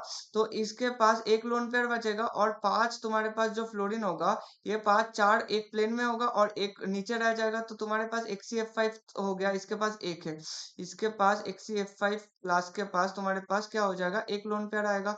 इसके बाद XeO3, XeO3 में क्या होगा, जेनॉन के पास ऑक्सीजन तुम्हारे पास डबल बॉन्डेड फॉर्म में रहेगा और जेनॉन के पास 6 इलेक्ट्रॉन और एक लोन पेयर रहेगा। इसका तुम्हारे पास टेट्राहेड्रल हो जाएगा शेप। और अगर शेप के बारे, सॉरी, शेप क्या हो जाएगा, ट्राइगोनल पिरामिडल हो जाएगा, ट्राइगोनल पिरामिडल इसका शेप हो जाएगा। और XeF5 में तुम्हारे पास इसका जियोमेट्री तो ऑक्टाहेड्रल रहेगा, जियोमेट्री क्या रहेगा, ऑक्टाहेड्रल रहेगा। और अगर शेप के बारे में बात करूं तो इसका भी शेप क्या हो जाएगा, स्क्वायर पिरामिडल आता है, स्क्वायर पिरामिडल इसका शेप आ जाता है, ठीक है, इतना क्लियर है। XeO3 का तुम्हारे पास एक आ जाएगा XeO2F2। XeO2F2 का अगर बात करें तो फ्लोरीन फ्लोरीन क्या रहेगा, दोनों फ्लोरीन एक्सियल पोजीशन में चला जाएगा, एक दोनों ऑक्सीजन, तो 1 2 3 4 5 6 इलेक्ट्रॉन हो गया, एक लोन पेयर बचेगा। तो XeO2F2 में भी एक लोन पेयर बच रहा है। इसका भी तुम्हारे पास अगर शेप के बारे में बात करो तो इसका शेप क्या हो जाएगा, सीशॉ शेप हो जाता है। इसके बाद XeF5 माइनस, अब जेनॉन ने एक इलेक्ट्रॉन गेन किया भाई, उसके पास थे ही 8 इलेक्ट्रॉन और एक लिया तो 9 इलेक्ट्रॉन हो गया। 5 तुम्हारे पास फ्लोरीन है तो 5 फ्लोरीन तुम्हारे पास एक प्लेन में आ जाएगा, जो कि इसका ऐसे है। और तुम्हारे पास दो लोन पेयर्स कैसे हो जाएगा, दोनों लोन पेयर्स ऐसे हो जाएगा। तो इसका अगर, इसका भी तुम्हारे पास क्या हो जाएगा, प्लेनर शेप हो जाएगा, या फिर पेंटागोनल प्लेनर भी बोल सकते हो इसको, कोई दिक्कत नहीं। तो इसमें लोन पे number of lone pairs XeF5 minus में क्या हो जाएगा, 2 हो जाएगा। उसके बाद XeO3F2 बोला है। XeO3F2 मतलब ये तुम्हारे पास स्ट्रक्चर हो गया। तीनों ऑक्सीजन ने 6 इलेक्ट्रॉन ले लिया और दोनों फ्लोरीन ने 7 8 8 इलेक्ट्रॉन का कोटा कंप्लीट हो गया। तो जेनॉन के केसेस में, सॉरी, जेनॉन के केसेस में तुम्हारे पास क्या हो जाएगा, XeO3F2 में 0 number of lone pair present है। अब XeOF4, तो इसका शेप कैसे हो जाएगा, इसका तुम्हारे पास ट्राइगोनल बाइपिरामिडल ज्योमेट्री हो जाएगा और इसका मॉलिक्यूलर ज्योमेट्री और इलेक्ट्रॉनिक ज्योमेट्री तुम्हारे पास सही सेम ही रहेगा। इसके बाद XeOF4, XeOF4 के केसेस में जेनॉन के पास एक ऑक्सीजन ऐसे रहेगा और 4 फ्लोरीन 4 लेगा, 4 इलेक्ट्रॉन और एक ऑक्सीजन 2 6, तुम्हारे पास 2 इलेक्ट्रॉन बचेगा। तो 4 फ्लोरीन ने ऐसे ले लिया और तुम्हारे पास एक lone pair, number of lone pair एक बचेगा। तो तुम्हारे पास जो XeO4F4 का स्ट्रक्चर होगा, ये तुम्हारे पास क्या हो जाएगा, स्क्वायर, ये भी स्क्वायर पिरामिडल टाइप का हो जाएगा, ठीक है, इतना क्लियर है। उसके बाद XeF4 में एक लोन पेयर बचेगा। और XeF4 का स्ट्रक्चर तो हर दूसरा क्वेश्चन में पूछ लेता है। XeF4 में जेनॉन कंपाउंड्स बहुत मतलब फेवरेट है, पता नहीं जेनॉन को लेके क्या दिक्कत है इन लोगों को, कि जेनॉन में XeF4 में क्या हो जाएगा, इसमें 2 लोन पेयर्स हो जाएगा, ठीक है, इतना क्लियर है। तो number of species from the following carrying a single loan pair of central atom xenon किस किस के लिए होगा, एक के लिए, दो के लिए, तीन के लिए और चार के लिए। तो तुम्हारे पास इसका आंसर क्या हो जाएगा, 4 हो जाएगा, ठीक है, इतना क्लियर है। इसके बाद अगर क्वेश्चन नंबर 55 क्लियर है, चलते हैं क्वेश्चन नंबर 56 में। The pair from the following pairs having the both the compounds with net non zero dipole moment, net non zero dipole moment किस किस के लिए वैलिड हो जाएगा, तुम्हारे पास अगर मैं सिस ब्यूटेन ट्रांसब्यूटेन को, net non zero dipole moment किसके लिए होता है, अगर मेरे पास कभी भी पोलर मॉलिक्यूल है, याद रखना, कभी भी पोलर मॉलिक्यूल हमारे पास है तो म्यू इक्वल टू क्या होता है, mu not equal to zero होता है। मतलब तुम्हारे पास जो डाइपोल मोमेंट, ये तुम्हारे पास non non zero dipole moment होता है, नॉन जीरो डाइपोल मोमेंट होता है, नॉन जीरो डाइपोल मोमेंट होता है, ठीक है। और ये पोलर मॉलिक्यूल्स, और अगर मेरे पास नॉन पोलर मॉलिक्यूल आया, नॉन पोलर मॉलिक्यूल के लिए, नॉन पोलर मॉलिक्यूल मतलब तुम्हारे पास म्यू इक्वल टू जीरो आ जाएगा और इसके लिए जीरो डाइपोल मोमेंट आ जाएगा, जीरो डाइपोल मोमेंट आ जाएगा, ठीक है, इतना इतना क्लियर, इतना याद है। तो हम लोग चलते हैं क्वेश्चन में। सिस ब्यूटेन, सिस ब्यूटेन का स्ट्रक्चर कैसे होता है, CH3 डबल बॉन्ड, CH3 ऐसे होता है। और ट्रांस ब्यूटेन क्या होता है, CH3 इधर डबल बॉन्ड और नीचे की तरफ सिस ट्रांस ऐसे ही होता है। अब सिस ट्रांस में ऐसे होगा तो तुम देखो, इधर कार्बन है, इधर कार्बन है और ये कार्बन, इसमें अगर इसमें कुछ लोग सोचेगा कि भैया दोनों तरफ तो कार्बन कार्बन है तो इलेक्ट्रॉन डेंसिटी का शिफ्ट कैसे हो रहा है, नीचे वाला जो कार्बन है ना, ये कार्बन कैसा है, sp2 सेंटर है और इधर एक हाइड्रोजन, इधर एक हाइड्रोजन रह जाएगा, इसको भूलना मत, ठीक है, इधर भी एक हाइड्रोजन, इधर भी एक हाइड्रोजन। अब ये जो कार्बन sp2 है, ये भी कार्बन क्या है, ये कार्बन भी sp2 सेंटर का है। अब देखो, ये दोनों अगर sp2 सेंटर क्या है, अब इलेक्ट्रॉन डेंसिटी का फ्लो क्या रहेगा, इस तरफ रहेगा, इलेक्ट्रॉन डेंसिटी का फ्लो तरफ रहेगा, इसका भी इस तरफ रहेगा, इसका भी इस तरफ, इसका भी इस तरफ। तो चारों का अगर सॉरी ट्रांस का मैंने हाँ, तो इसका क्या रहेगा, इसका इस तरफ रहेगा। तो इसके लिए सिस ब्यूटेन के लिए ये तुम्हारे पास जो सिस ब्यूटेन है और ये तुम्हारे पास ट्रांस ब्यूटेन है, तो सिस ब्यूटेन के लिए तुम्हारे पास क्या हो जाएगा, म्यू नॉट इक्वल टू 0 आ जाएगा। मगर ट्रांस ब्यूटेन के लिए क्या आ जाएगा, म्यू इक्वल टू 0 आ जाएगा। तो ए ऑप्शन तो गया खत्म। अब बेंजीन और एनिसिलिन, बेंजीन और एनिसिलिन में क्या हो जाएगा, बेंजीन का स्ट्रक्चर अगर इधर बना दो, बेंजीन का स्ट्रक्चर क्या हो जाएगा, बेंजीन का स्ट्रक्चर ऐसे होता है। तो बेंजीन के केसेस में क्या हो जाएगा तुम्हारे पास, हाँ, बेंजीन आएगा। तो बेंजीन में इजीली क्या हो जाएगा, इजीली इधर तुम्हारे पास जितने भी सारे कार्बन है ना, तो बीच में इसका इधर जाएगा, इसका इधर जाएगा, इसका इधर, इसका इधर, इसका इधर, जिस 6 साइड में तुम्हारे पास इक्वल टाइप का हो जाएगा। अगर इक्वल टाइप का हो जाएगा तो बेंजीन के केसेस में तुम्हारे पास क्या आ जाएगा, म्यू इक्वल टू 0 आ गया। अगर म्यू इक्वल टू 0 आ गया तो ये भी तुम्हारे पास गलत हो गया। अब एनएसिडीन का स्ट्रक्चर बहुत लोगों को पता नहीं है, उसके लिए ऑप्शन छोड़ देता है, भाई क्वेश्चन तो पढ़ के देख, बेंजीन का इधर 0 आ रहा है, तो वो तो ऑप्शन ऐसे ही गलत हो गया ना। जिनको एनएसिडिन का स्ट्रक्चर नहीं पता तो नहीं पता, उससे क्वेश्चन करने में दिक्कत नहीं होता, मतलब ऑप्शन करने में। तो हम लोग कहाँ चल रहे थे, हम लोग एनिसिडिन में चल रहे थे। अब एनिसिडिन का स्ट्रक्चर जिन लोगों को नहीं पता, ये क्या होता है, इसके ऊपर बेंजीन रिंग होता है, बेंजीन रिंग का एक तुम्हारे पास नीचे क्या होता है, ऊपर तुम्हारे पास OCH3 होगा और नीचे तुम्हारे पास NH2 होगा। अब देखो सिंपल तरीके से ऑक्सीजन और नाइट्रोजन के खींचने का ताकत तो दूसरा है ना। तो ऑक्सीजन इधर से भी ऑक्सीजन लोन पेयर डोनेशन करता है, इधर नाइट्रोजन इलेक्ट्रॉन डोनेशन करता है, मगर दोनों का पावर सेम नहीं रहता। और तुम्हारे पास कंपाउंड सिमेट्रिक नहीं है, तुम्हारे पास पोलर मॉलिक्यूल क्या होता है, इसका इसके लिए सिमेट्रिक होना, ये सिमेट्रिक नहीं होता, मगर नॉन पोलर मॉलिक्यूल क्या होता है, ये फुल्ली तुम्हारे पास सिमेट्रिक मॉलिक्यूल होता है। अगर तुम्हारे पास सिमेट्रिक मॉलिक्यूल है, तुम्हारे पास ये सिमेट्रिक तो नहीं होगा, तो इसका तुम्हारे पास क्या हो जाएगा, म्यू नॉट इक्वल टू 0 हो जाएगा, ठीक है। और इसमें मेंशन में नहीं किया है कि एनिसिडिन कौन सा है, कि ऑर्थो पैरा मेटा भी हो सकता है। मैंने पैरा मान के चला, पैरा पैरा में भी नहीं होगा, मेटा ऑर्थो में, तो मेटा ऑर्थो की बात करूं, ऑर्थो मेटा में भी क्या हो जाएगा, म्यू नॉट इक्वल टू 0 ही आ जाएगा। इसके बाद हम लोग अगर चले CH2Cl2 और CHCl3 में, इन दोनों में क्या हो जाएगा, कार्बन और इधर दोनों हाइड्रोजन है, और तुम्हारे पास इधर दोनों क्लोरीन हो जाएगा। इधर अगर देखोगे तो तुम्हारे पास क्या हो जाएगा, ऊपर वाले कार्बन से हाइड्रोजन की तरफ आएगा, इधर हाइड्रोजन से कार्बन की तरफ, कार्बन से क्लोरीन की तरफ, और कार्बन के क्लोरीन की तरफ। तो इधर तुम्हारे पास क्या हो जाएगा, अनसिमेट्रिकल हो रहा है, तो म्यू नॉट इक्वल टू 0 आएगा। और इधर अगर CHCl3 की भी बात करोगे, तो CHCl3 के केसेस में तुम्हारे पास क्या हो जाएगा, तीनों कार्बन से क्लोरीन की तरफ जाएगा, और कार्बन से हाइड्रोजन के, तो दोनों तुम्हारे पास डायरेक्शन क्या आ रहा है, नीचे की तरफ आ रहा है। तो इसका भी क्या आ जाएगा, म्यू नॉट इक्वल टू 0 की तरफ आ जाएगा। तो तुम्हारे पास CH2Cl2 और CHCl3 में दोनों के केसेस में क्या आ रहा है, म्यू नॉट इक्वल टू 0 है। इसके लिए भी म्यू नॉट इक्वल टू 0, इसके लिए भी म्यू नॉट इक्वल टू 0। इतना क्लियर है। इतना अगर क्लियर है तो हम लोग देखते हैं लास्ट में 1,4 डाइक्लोरोबेंजीन और 1,3 डाइक्लोरोबेंजीन। इसके लिए तुम्हारे पास सीधे बेंजीन ड्रॉ करो। बेंजीन का 1 पोजीशन ये है, तो चूज 4th पोजीशन, तो इसको पैरा डाइक्लोरोबेंजीन भी बोल सकते हो। और 1,3 के केसेस में ये क्या हो जाएगा, मेटा हो जाएगा। ये क्लोरीन, ये इधर दूसरा क्लोरीन, ठीक है। इतना अगर क्लियर है तो दोनों क्लोरीन में ये जितना इधर देगा, ये भी इतना ही देगा, और इसके लिए इतना देगा, इसका भी इतना होगा। तो तुम्हारे पास नेट जो डाइपोल मोमेंट होगा, नेट डाइपोल मोमेंट इस डायरेक्शन में ही चलेगा। नेट डाइपोल मोमेंट कौन से डायरेक्शन में, इस डायरेक्शन में। तो इसके लिए म्यू नॉट इक्वल टू 0 है, मगर इसके लिए तुम्हारे पास क्या आ जाएगा, म्यू इक्वल टू 0 आ जाएगा। तो ये भी ऑप्शन गलत हो गया, ठीक है। इतना क्लियर है। तो क्वेश्चन नंबर 56 मुझे नहीं लगता और कोई पॉइंट में दिक्कत है। इसके बाद चलते हैं क्वेश्चन नंबर 57 में। क्वेश्चन नंबर 57 में क्या बोला कि the which molecule does not exist का बात करें, तो पीबी84 तो एग्जिस्ट कर जाता है, उसका कोई दिक्कत नहीं होता। पीबी4 प्लस, क्योंकि ये ऑर्गेनोमेटेलिक कंपाउंड बना लेता है, लेट 4 प्लस में रहता है। और जो 4 ईटी रहता है, ये 4 ईटी मतलब तुम्हारे पास इथाइल ग्रुप है, मतलब CH2CH3 ऐसे ऐसे रहता है। ये भी ईटी CH2CH3, ये तुम्हारे पास ऐसे कार्बन मेटेलिक बॉन्ड बनता है, इसको बोला जाता है OMC compounds. OMC compound, organometallic compounds. और इसमें देखो ये सिंपली अंदर मेटल है ना, और इस मेटल के साथ एक कार्बन का बॉन्ड आ रहा है। ये न्यू टाइप ऑफ केमिस्ट्री है कि ओएमसी कंपाउंड्स बोला जाता है इन लोगों को। और इसका ब्रांच को लेके जो हमारे पास इधर 2025 में जो नोबेल प्राइज मिला ना, ये ओएमसी कंपाउंड्स में मिला था इसका डिस्कवरी के लिए। अच्छा, ये कंपाउंड एग्जिस्ट तो कर लेता है, सॉरी इसको मैंने टिक क्यों कर दिया। तो इसके बाद BH2 तुम्हारे पास अच्छे से पता है, अगर तुमने ब्रिज बॉन्डिंग पढ़ा है, तो BH2 तुम्हारे पास डाइमर डाइमर बना लेता है, BH2 डाइमर फॉर्मेशन कर लेता है, डाइमर फॉर्मेशन करके Be2H4 से अच्छे से इसमें क्या होता है, ब्रिज बॉन्डिंग होता है। इसमें अगर ब्रिज बॉन्ड होता है तो इसका एग्जिस्टेंस के कारण तो ब्रिज बॉन्ड ही है, तो ये तो एग्जिस्ट कर रहा है। अगर NaO2 की बात करो तो NaO2 तुम्हारे पास क्या है, सोडियम।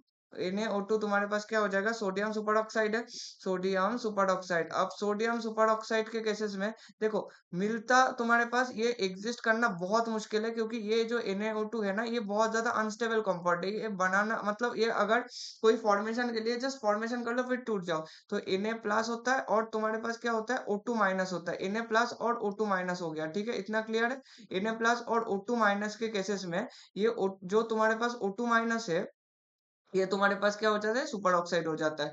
ठीक है, इसका अनस्टेबल, ये बहुत ज्यादा अनस्टेबल है, इसलिए ये एग्जिस्ट नहीं करता।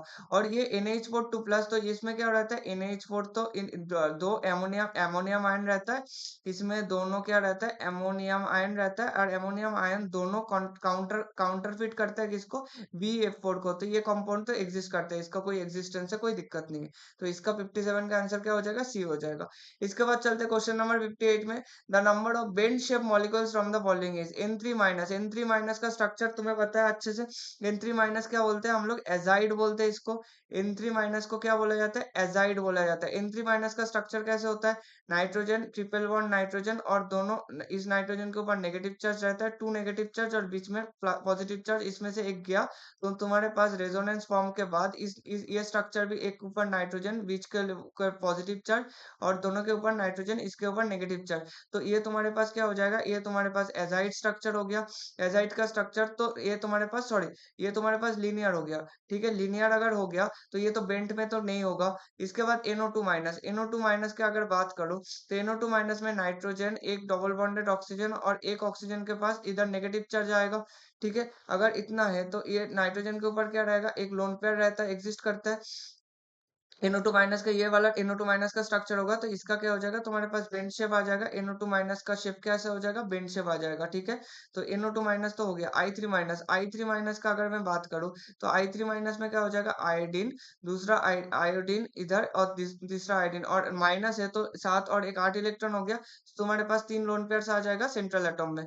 सेंट्रल एटम में 3 लोन पेयर्स आ गया, तो I3 माइनस का भी तुम्हारे पास क्या हो जाएगा, तुम्हारे पास जो शेप आएगा ये लीनियर आएगा। इसका अगर तुम जियोमेट्री का बात करोगे तो जियोमेट्री क्या आ जाएगा तुम्हारे पास, ट्राइगोनल बाइपिरामिडल, इसका जियोमेट्री आ जाएगा। ठीक है, इतना क्लियर है। इसके बाद देख लेते हैं I3 माइनस के बाद ओजोन में O3 का स्ट्रक्चर। ओजोन तो ये मतलब स्टार्टिंग में सेकंड क्वेश्चन ही था शायद ओजोन का। ओजोन का क्या होगा, डबल बॉन्ड ऑक्सीजन, इधर नेगेटिव चार्ज इधर पॉजिटिव चार्ज होगा। अगर इधर नेगेटिव चार्ज इधर पॉजिटिव चार्ज होगा, इसमें तुम्हारे पास क्या होता है, रेजोनेंस होता है। मगर उससे मुझे कोई फर्क नहीं है, क्योंकि ऑक्सीजन के पास इधर सेंट्रल एटम के पास एक लोन पेयर एग्जिस्ट कर रहा है, और अगर एक लोन पेयर एग्जिस्ट कर रहा है तुम्हारे पास, ये रिपल्शन करके इधर तुम्हारे पास शेप क्या हो जाएगा, इसका बेंड शेप हो जाएगा। इसका तुम्हारे पास क्या हो जाएगा, बेंड शेप हो जाएगा।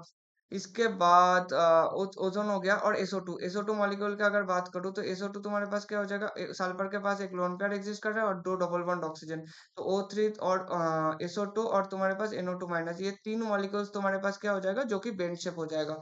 और I3 माइनस और N3 माइनस क्या हो जाएगा, I3 माइनस और N3 माइनस की अगर मैं बात करूं, N3 माइनस, ये I3 माइनस और N3 माइनस एजाइड, और ये दोनों क्या हो जाएगा, लीनियर हो जाएगा। ये भी लीनियर है और ये दोनों भी लीनियर है। ठीक है, तो क्वेश्चन नंबर 58 खत्म हुआ। चलते हैं नेक्स्ट क्वेश्चन में, क्वेश्चन नंबर 59 पे। क्वेश्चन नंबर 59 में क्या बोला है, the sum of lone pairs present from the central atom of the inter halogen compounds IF5 and IF7 is.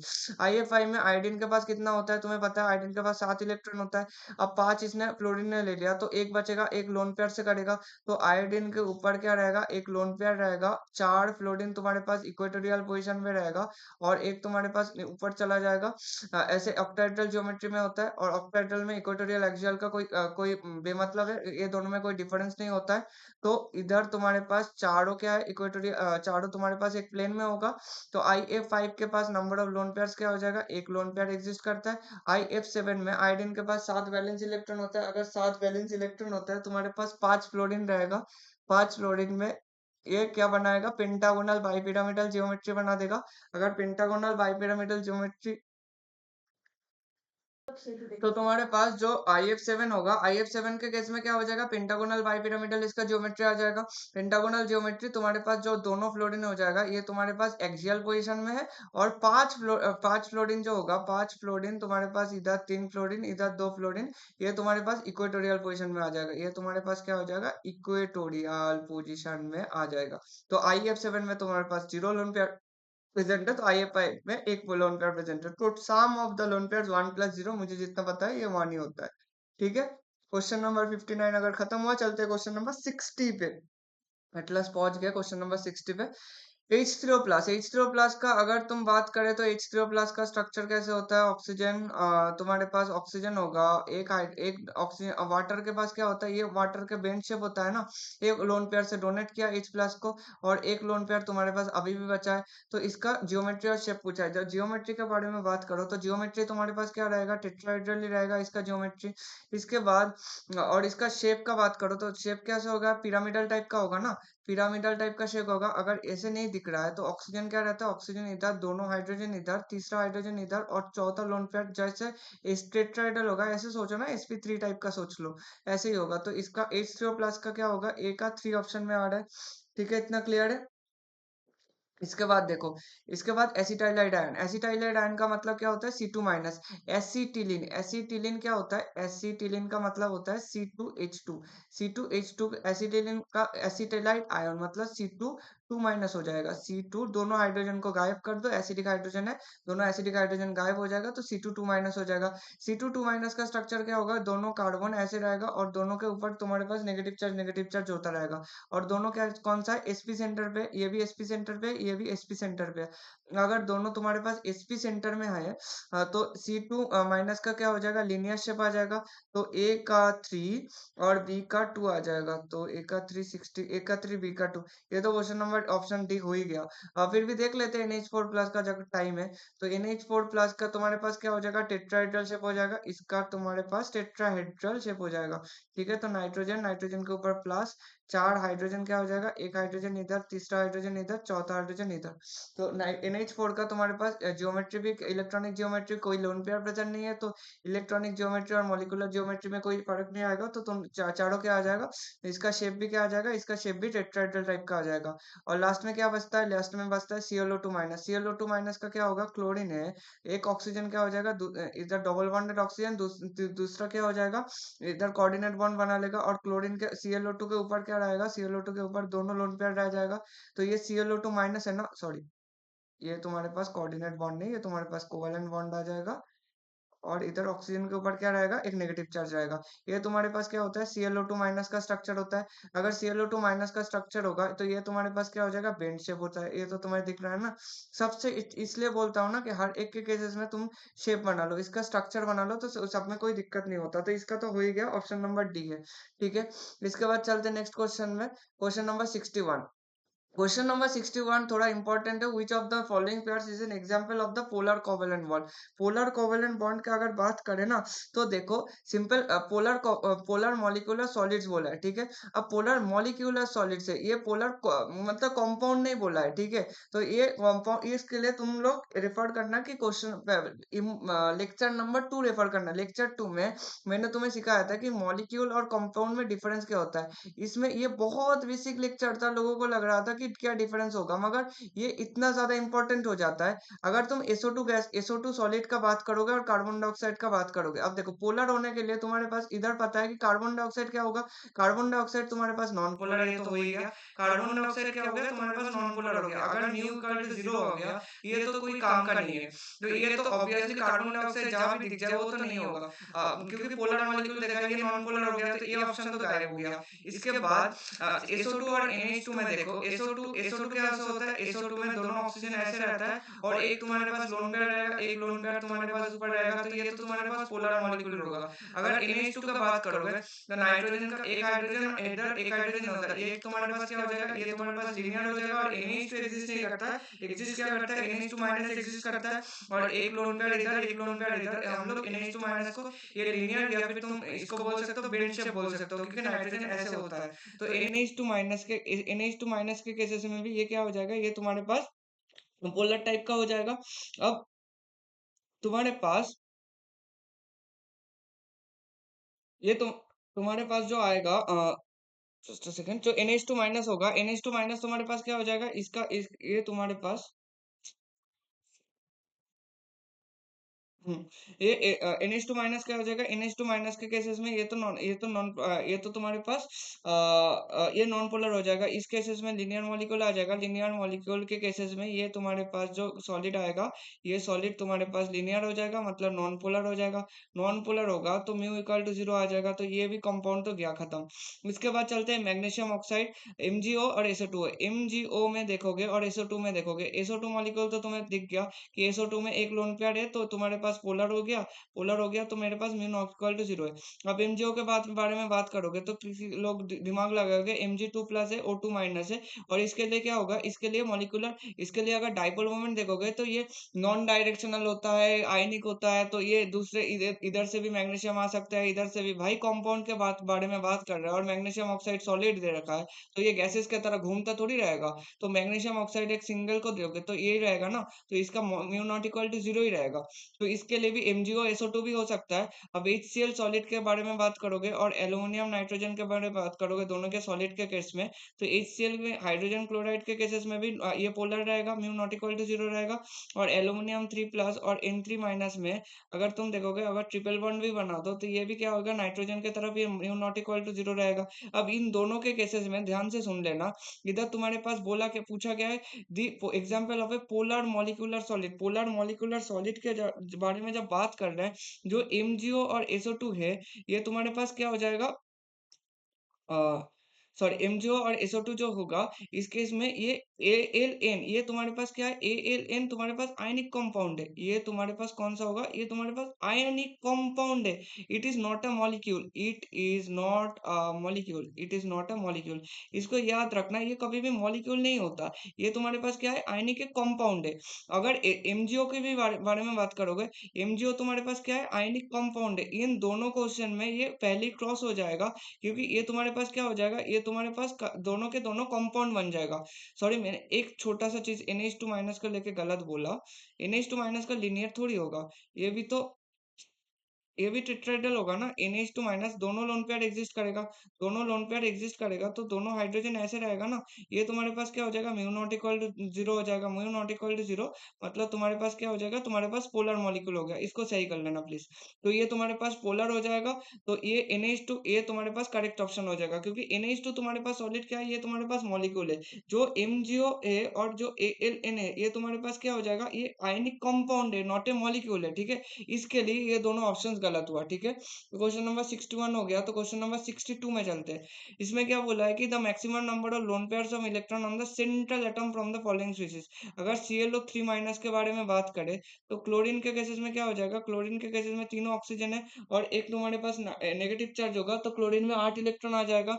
छह इलेक्ट्रॉन, छह तो तुमने ऑक्सीजन ही ले लिया, और एक तुम्हारे पास क्या आ जाएगा, लोन पेयर ऑफ इलेक्ट्रॉन आ जाएगा। इसके बाद ClO3 माइनस के बाद चलते HCF4 में, तुम्हारे पास number of lone pairs on the maximum lone pairs, तो ClO3 माइनस के लिए क्या हो जाएगा, एक आ जाएगा। इसके बाद अगर HCF4 के बारे में बात करें, HCF4 के केस में से में एक जेनॉन के पास 4 फ्लोरीन होता है, 4 फ्लोरीन ऐसे हो गया, दोनों एक लोन पेयर इधर, एक लोन पेयर इधर, तो HCF4 के केसेस में दोनों लोन पेयर्स इधर आ गया। इसके बाद SF4 के बारे में बात करें, तो SF4 में क्या होगा, इसका भी सीसो शेप होता है। सल्फर के पास इधर 4 फ्लोरीन ऐसे और एक तुम्हारे पास लोन पेयर एग्जिस्ट कर रहा है, तो SF4 में क्या हो गया, एक लोन पेयर एग्जिस्ट कर रहा है। और I3 माइनस का अगर मैं बात करूँ तो आयोडीन, ये तो 4 बार ये क्वेश्चन इस सेशन में आ चुका है। तो आयोडीन के पास एक लोन पेयर इधर, दूसरा लोन पेयर इधर, तीसरा लोन पेयर इधर, और ये तीनों कहाँ रहता है, ऑन द इक्वेटोरियल प्लेन में रहता है। और दोनों आयोडीन क्या चला जाता है, दोनों आइडियल, ये एक्सियल पोजिशन में चला जाएगा, ये भी एक्सियल पोजिशन में चला जाएगा, इसलिए इसका लेंथ ज्यादा हो जाता है, ठीक है। इतना क्लियर है। तो I3 माइनस का क्या हो जाएगा, I3 माइनस के लिए इसका हाईएस्ट आ जाएगा, 3 लोन पेयर्स आ जाएगा। तो maximum number of lone pairs of electron on the central atom from the following species is, ये 3 हो जाएगा। और इसका अगर कंपाउंड क्या पूछा है वो देख लेना, ये I3 माइनस हो जाएगा, अगर ऑप्शन दिया है तो I3 माइनस, ठीक है। इतना क्लियर है। इसके बाद हम लोग चलते क्वेश्चन नंबर 63 में। क्वेश्चन नंबर 63 में, the bond order and the magnetic property of acetylide ion. Acetylide ion को देखो, एक ही शीट में एसिटाइलाइड आयन, एक ही तुम्हारे पास साल में एसिटाइलाइड आयन को लेके बेमतलब क्वेश्चन पूछते जा रहा है, तो तुम्हें एसिटिलीन से तुम्हारे पास क्या फॉर्मेशन होता है, एसिटिलीन क्या होता है, C2H2। C2H2 का स्ट्रक्चर क्या होता है, ऐसे होता है, ऐसे। और इसके ऊपर तुम अगर बेसिक कंडीशन लगाओगे, बेसिक मतलब OH माइनस लगाओगे, तो OH माइनस इधर हाइड्रोजन को भी खाएगा, इस हाइड्रोजन से भी खाएगा, तो तुम्हारे पास जो मॉलिक्यूल बढ़ेगा ये C2 माइनस बन जाएगा। अब C2 माइनस अगर तुम्हारे पास बन रहा है, ये तुम्हारे पास कार्बन क्या होगा, sp सेंटर में होगा, ये कार्बन भी क्या रहता है, sp सेंटर में रहता है। तो इसमें देखो बॉन्ड ऑर्डर का पूछा है, तो C2 माइनस, C2 माइनस में बॉन्ड ऑर्डर तुम्हारे पास अगर कार्बन होता, दोनों कार्बन होता, तो 6 6 12 इलेक्ट्रॉन हो गया, और दोनों इलेक्ट्रॉन मिला के 14 इलेक्ट्रॉन सिस्टम बन गया। 14 इलेक्ट्रॉन सिस्टम अगर हो गया तुम्हारे पास, अगर even in number of electron आ गया एक्सेप्ट 10 एंड 16, तो इसके लिए तुम्हारे पास क्या हो जाएगा, डायमैग्नेटिक कैरेक्टर आ जाता है, डायमैग्नेटिक कैरेक्टर आ जाता है, डायमैग्नेटिक कैरेक्टर आ जाता है। और इसके बॉन्ड ऑर्डर कितना हो जाएगा, बॉन्ड ऑर्डर इसका हाईएस्ट होता है, बॉन्ड ऑर्डर क्या हो जाता है, 3 हो जाता है, ठीक है। तो और इसका पूछा है कि बॉन्ड ऑर्डर और मैग्नेटिक प्रॉपर्टी किसके लिए सेम होगा, और एनो प्लस में देखोगे तो एनो प्लस में 14 इलेक्ट्रॉन सिस्टम हो जाएगा। इसमें सिर्फ तुम्हें निकालना है कि इलेक्ट्रॉन सिस्टम किस में इक्वल हो रहा है, तो दोनों के केसेस में 14 इलेक्ट्रॉन सिस्टम आ रहा है, मतलब सेम हो जाएगा, तो इसका आंसर क्या हो जाएगा, सी। ठीक है। इसके बाद चलते हैं, इसके बाद हम लोग क्वेश्चन नंबर 64 में चलते हैं। क्वेश्चन नंबर 64 में देखो क्या पूछा है कि SbCl5 is more covalent then SbCl3। हमें पता है कि जब हमें कोवेलेंट कैरेक्टर कंपेयर करना है, अब दोनों के केसेस में क्लोरीन क्लोरीन है, तो पोलराइजेबिलिटी कंपेयर नहीं कर सकते।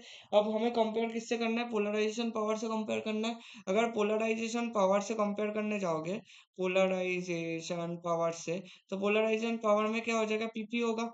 पोलराइजेशन पावर अगर पीपी है, तो इस केस के लिए मेरे पास क्या हो जाएगा, एस बी एक के केसेस में SB+5 है, और दूसरे के केसेस में क्या है, SB3+ है। SB5+ और SB3+ के केसेस में तुम्हारे पास एक एंटीमॉनी 5+ में है, एक एंटीमॉनी 3+ में है।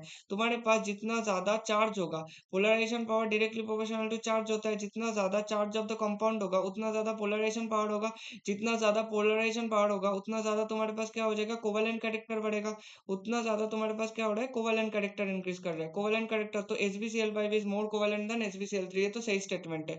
इसके बाद statement 2, the higher oxides of halogen also tend to be more stable than the lower once.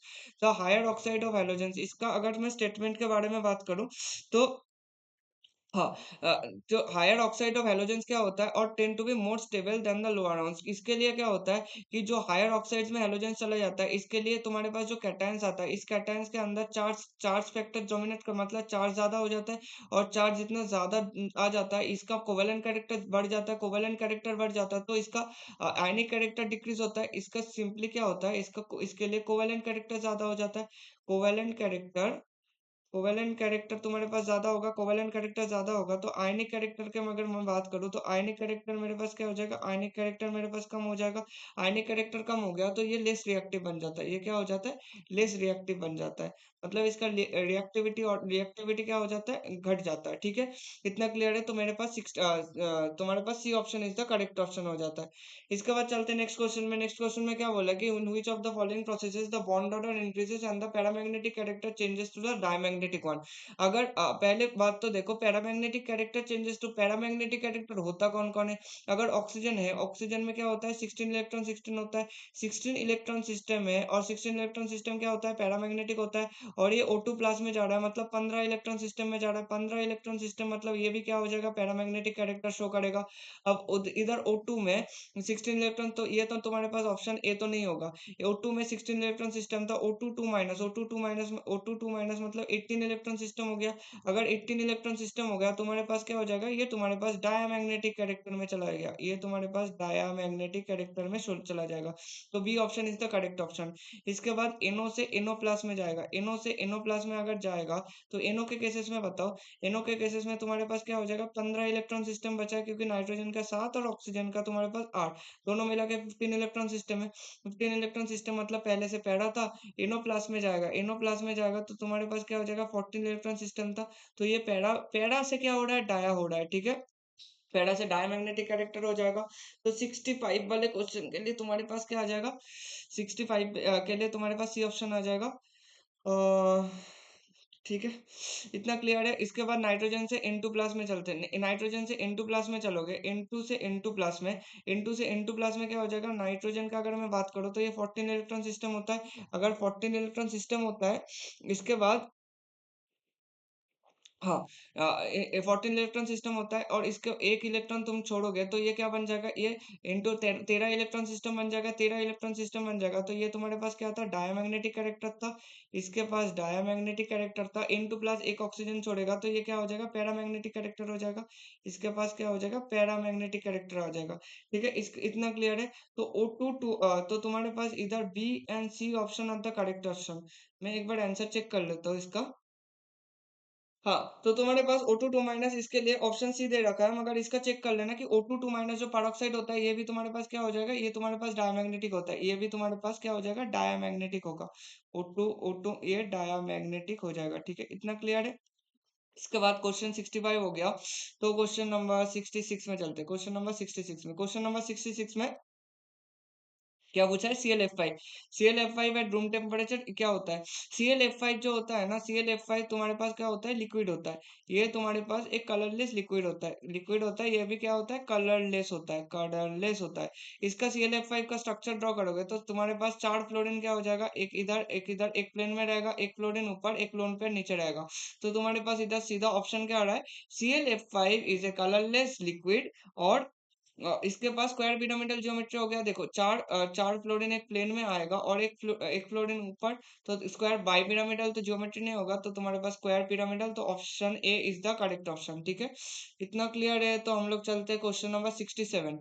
67 में which of the following compound shows the highest dipole moment. Highest dipole moment किसके लिए होगा, देखो हाईएस्ट डाइपोल मोमेंट चेक करने के लिए जो bond है ना बीच में, दोनों कंपाउंड दिख रहा है, इसके बोले जाते हैं पिवोटल बॉन्ड। ये पिवोटल बॉन्ड की तरह एक्ट कर रहा है, ये पिवोटल बॉन्ड को तोड़ो।